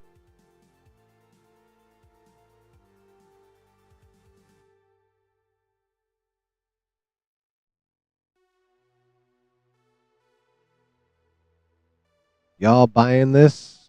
Some of it? Only a little? None at all? And if you're this far in the replay, let me know in the comments below. And everyone, while you're thinking about how to respond in the chat, go ahead and hit the like button or on the replay. And if you haven't done so, hit the subscribe and the notification bell. I would really, really appreciate it.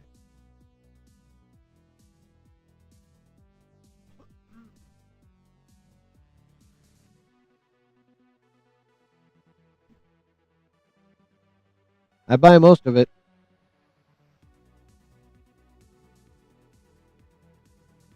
I think the Gamma Symbiont hybrid is kind of stupid.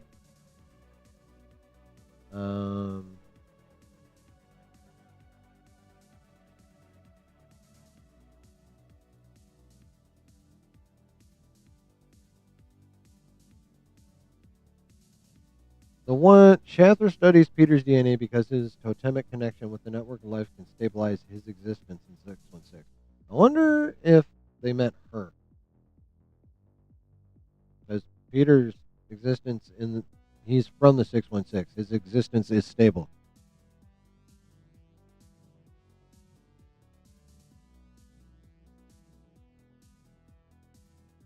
So I'm betting this is supposed to read her.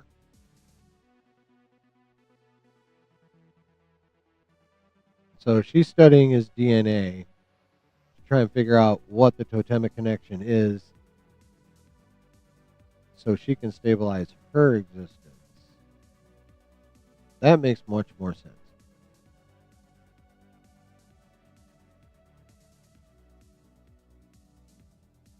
And then they never even hinted that they were about the circling back around to this one. Peter discovers MIT files where Spider-Man project is mentioned related to arachnid energy. So I'm guessing this is, again,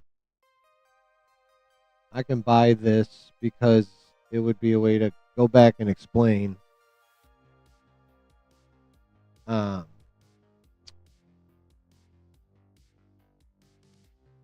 spider bite that gave him his powers.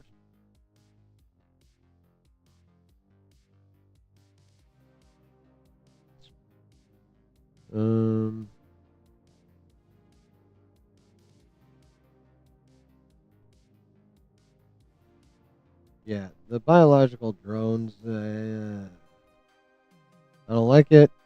Don't know about it.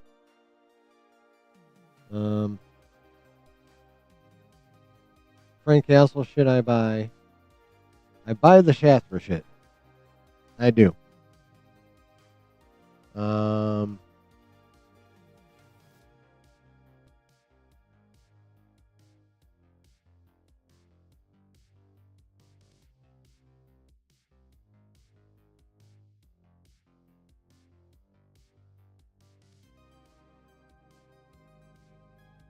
Shit, where'd it go?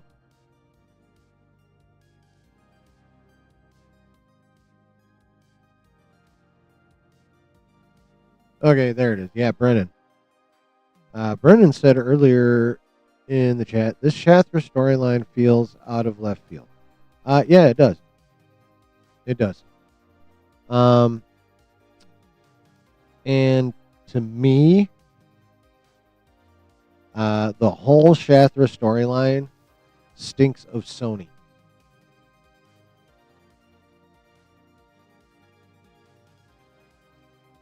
To me, it stinks of Sony.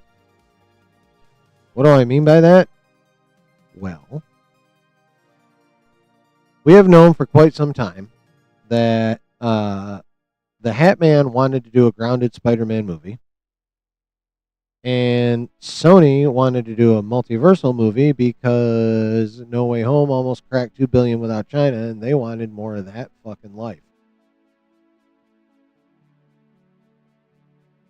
So they wanted a big old multiversal movie. And so they fought about it for a while. And then initially it seemed like Kevin won. We were going to get the grounded Spider-Man movie that we wanted, that was set up by the end of No Way Home. Just Peter doing Peter Parker things and then doing friendly neighborhood Spider-Man things. Just handling shit in the city. But then we started to get reports that there's going to be a little bit of multiversal shit here, a little bit of multiversal shit there. And then the consensus eventually became that it's still going to be a mostly grounded story with a couple little tidbits of multiversal shit, and that's it.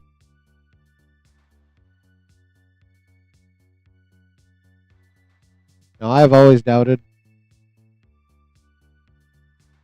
I'd hoped for the grounded story, but as soon as reports started coming out about just the little multiversal things, I was like, no, this is going to be a multiversal movie. I've been saying it.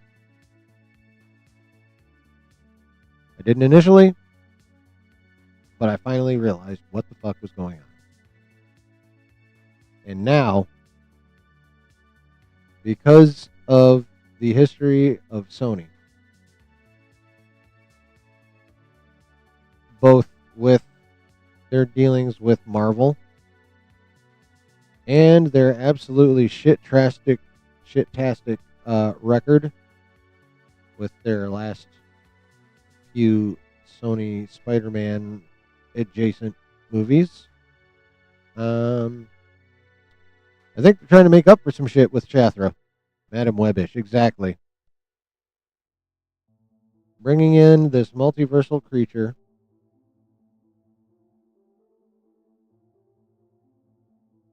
that the concept of which is better than anything they came up with anyway. They wanted multiversal, so now we're getting a multiversal creature.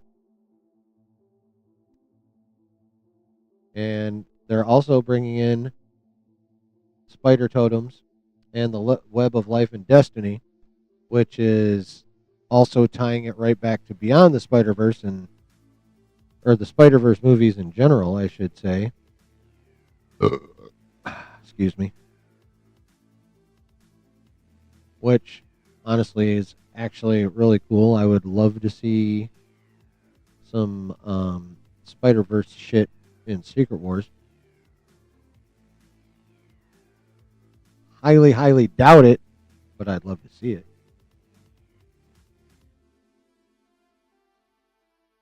But yeah, so yeah, redemption of their garbage movies, specifically Madam Web, and tying and an obvious tie via totems and the Web of Life and Destiny to the Spider-Verse movies. This whole Shathra storyline stinks of Sony. What do you guys think about that?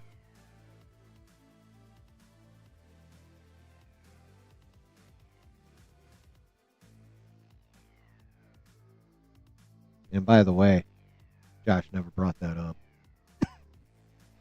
I didn't copy his homework with that one. That one's all chilling.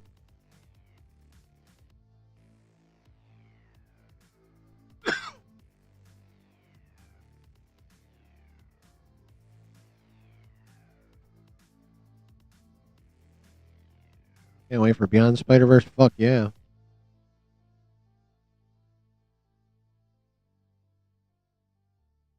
To be fair, Far From Home set up a world where everyone knew Peter was Spider-Man. Yep. And for me, nothing about it hinted at what No Way Home would do. Part of which was retconning the story setup.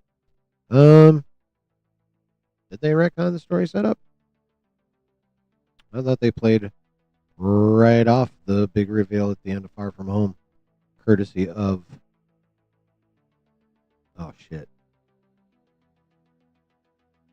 Mysterio. First thing I remembered was Jake Gyllenhaal's name. Seems like a waste of Sadie Sink. I don't know.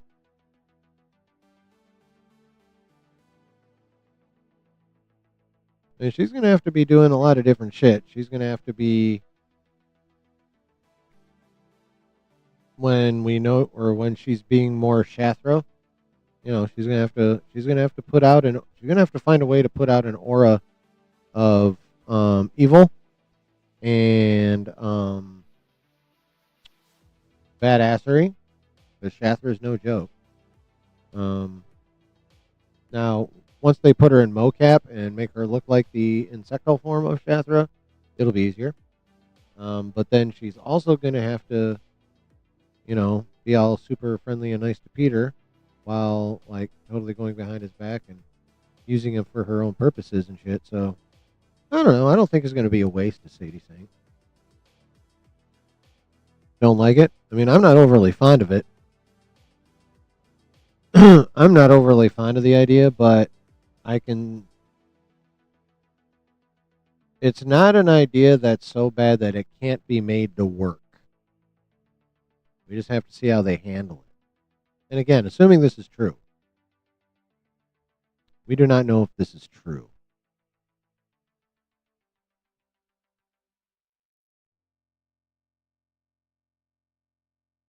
By any means do we know this is true. But if it is true, I think the Shathra thing is workable. But they're going to be hard pressed to make it work really, really well, in my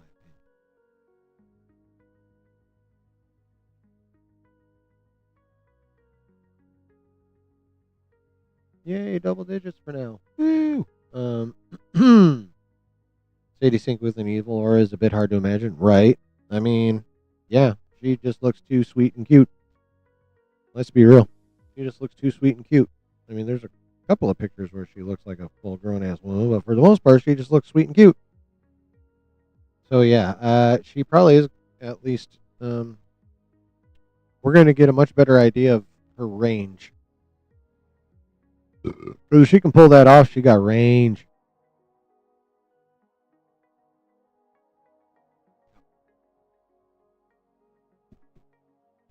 She can pull that off. She got range. And that'd be really cool to see. I like that. I like thespians with range.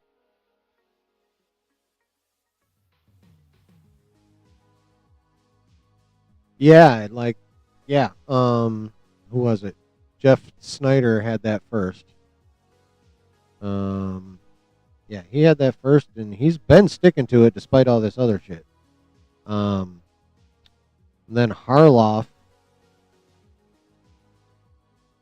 was saying she was Gwen Stacy, and he stuck with that for a while. I don't know if he's still sticking with that, but not very long ago he was still sticking with it. She was going to be Gwen Stacy.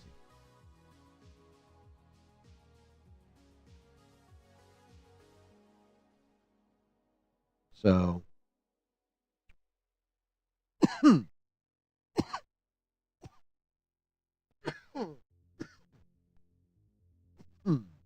I would say, yeah, damn it. I would say Jean and Gwen are still on the table.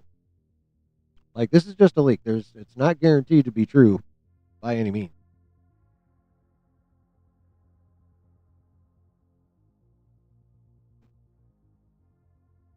Person that reposted was skeptical of the source, but they also admitted the source has been right about stuff, but it's because the source stole from that Scooper Discord Josh has talked about a few times.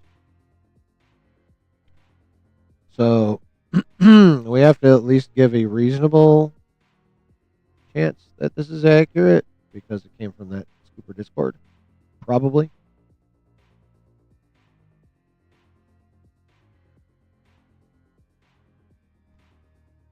So we will see. Again, we have no idea if this is true, but if it is, it's pretty interesting, and there's definitely some shit in there that I'm not a big fan of. The whole Shathra storyline could very easily be fucking hot garbage, like very easily.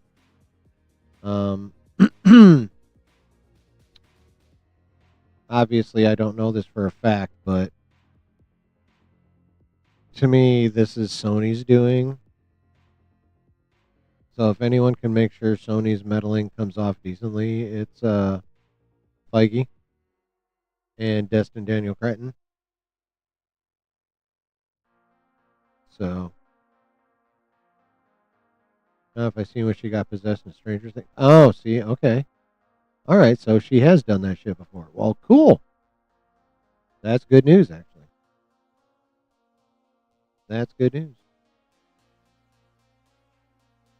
But I even with that weird ass storyline in there, I think Marvel is going to give us a really fucking good Spider-Man movie, and I am still excited for it because again, this could be complete horseshit, and she could still be Jean Grey or Gwen Stacy.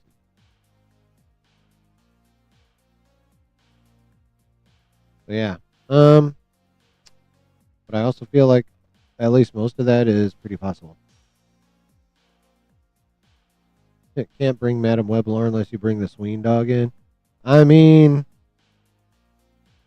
I'm all for it. Did y'all see that dress she wore the other day? And I'll find that motherfucker. It's nuts.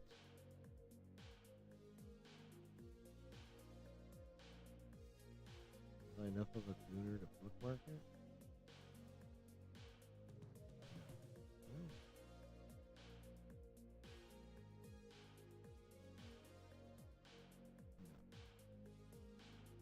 Oh, it's in my quote tweeted it. Yeah, what do you guys think about that shit? Which is, by the way, my last planned subject for the evening. So be free with your thoughts and opinions.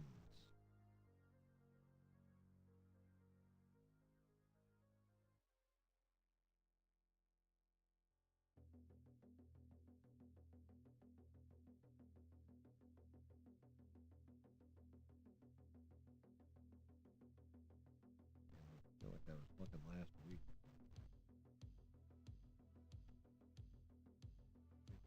Calls for using the search bar.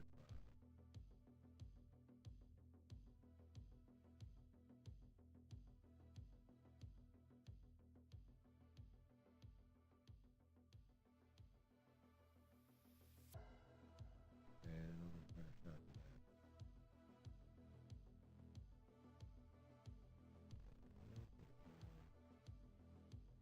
at that. There, clean shot there.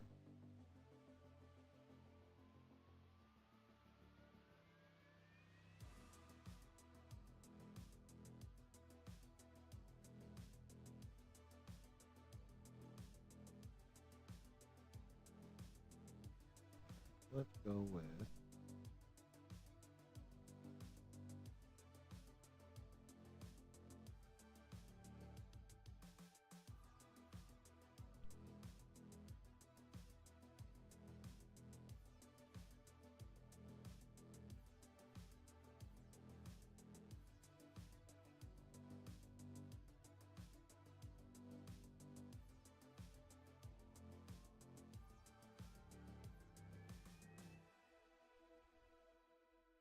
I mean, does anything really need to be said?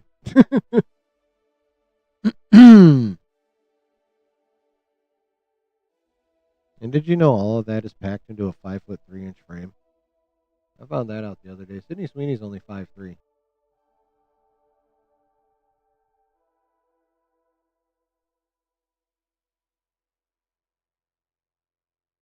which somehow makes her even hotter. A shorter chick stacked like that is awesome.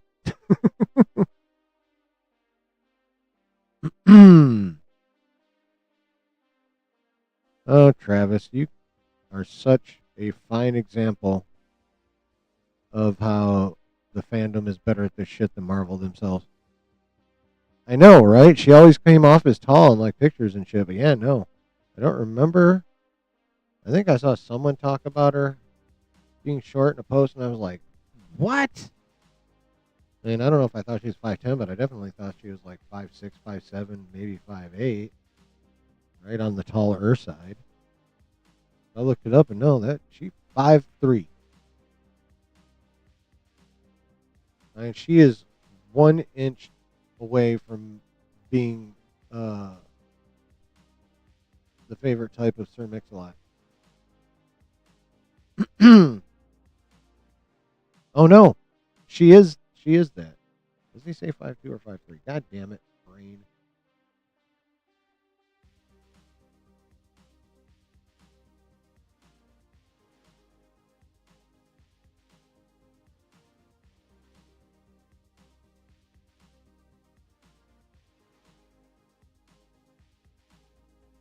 LA face with an open booty.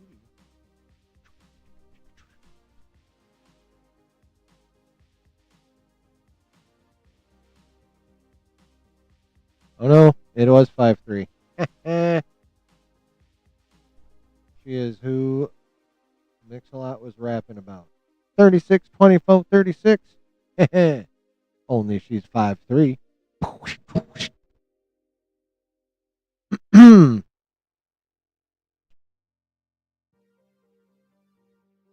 Yep.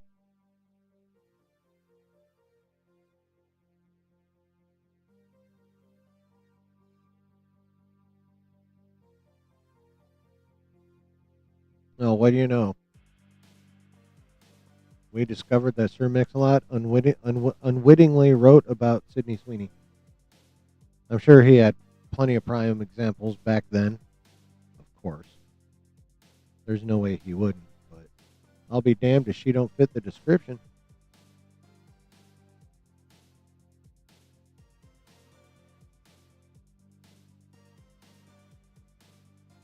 says Mix-a-Lot was not uh, specific about the ethnicity of said big booty bitch.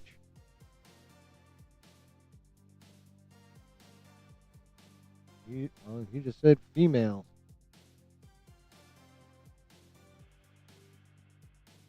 As far as I can recall, I'd have to go back through all the lyrics, but at least in the one section, there was no specificity, as it were. Yeah, to go ahead and sum all that up, I'm just gonna say, damn, and we're gonna keep it moving.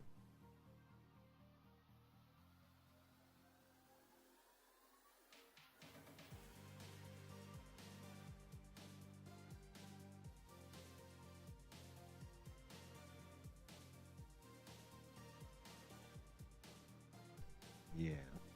All right, chat. Like I said, all my planned topics are done. Stick a fork in them because they're done.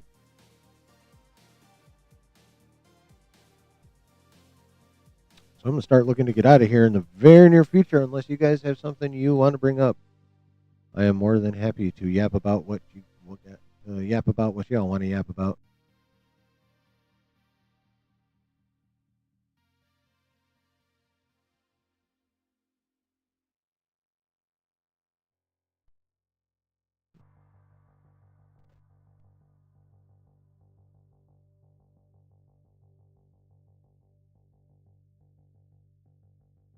I mean, maybe. I feel like Mix-a-Lot had a pretty eclectic taste, to put it politely.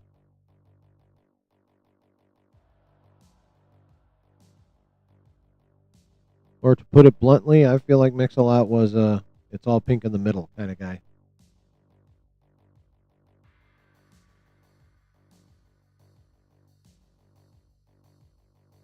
You know what I mean? You know.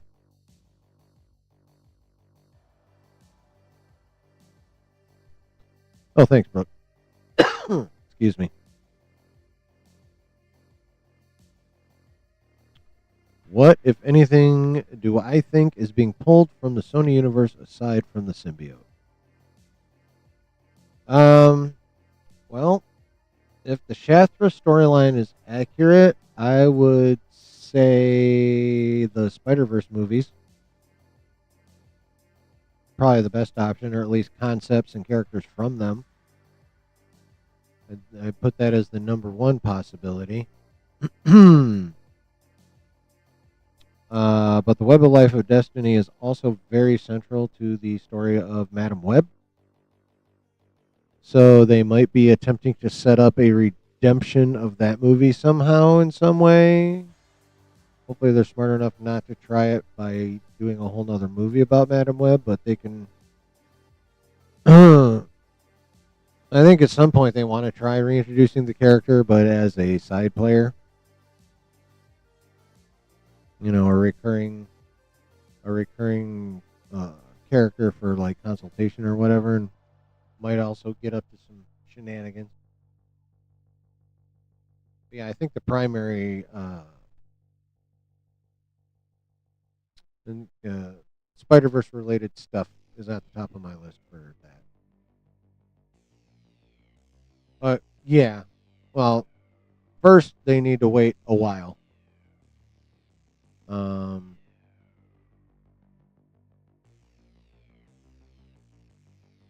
Just like Marvel still needs to wait a wee bit. Well, a fair chunk, probably another year or two at least, before attempting to reintroduce Kang, no matter who they hire to play him.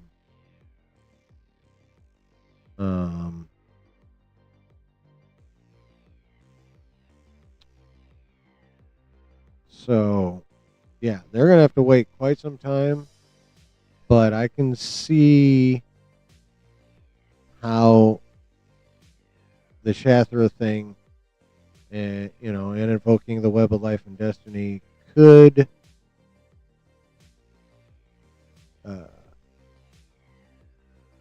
be the first steps and setting up her return.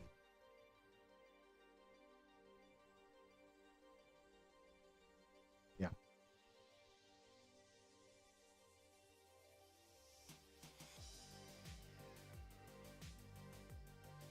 Medium rare, Brennan. Come on, man.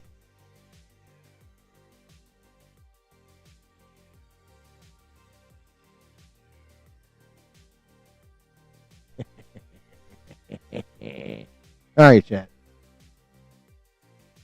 I'm going to get the fuck on out. I hope you guys had fun. I hope you enjoyed the topics, or at least when it comes to the Paramount stuff, tolerated it enough. Hope you had fun. I had fun. I always have fun with you guys. Pretty lively chat tonight. I appreciate that. Again, if you did not hit the like button on your way in, pretty please. Yeah, that is true, Travis. That is true. Please, if you did not on the way in, hit the like button on the way out. Pretty please and thanks.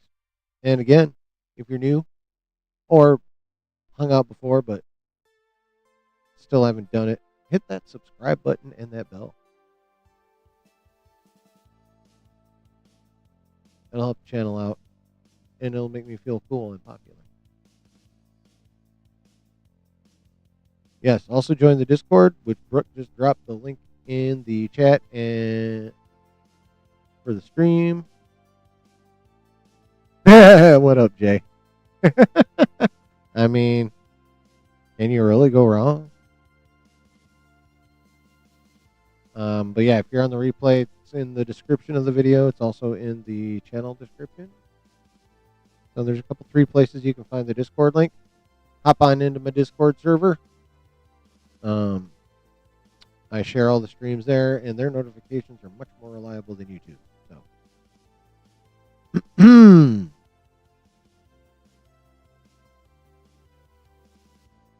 yeah. Yep. So hit all the buttons that you need to hit, and have a good rest of your week. And we'll see you Saturday night at 10 p.m. Eastern to talk about whatever the fuck happens between now and then. Have a good night, guys. Much love. Bye-bye.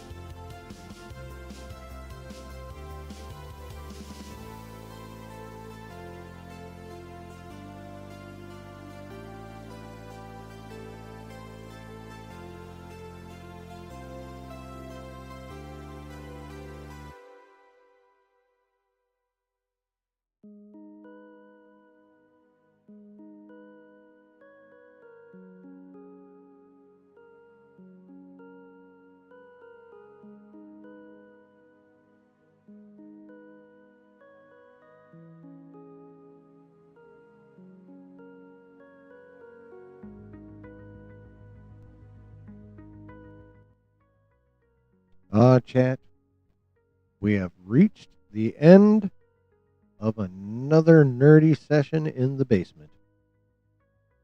I hope y'all enjoyed yourselves. I enjoyed myself. These streams are only good because of you guys, just so you know. Don't know if I've mentioned it before, but a good stream is because I have an amazing community. So have a good rest of your week, and remember, wherever you're at and whoever you're with, always keep it nerdy. Much love, y'all. Peace.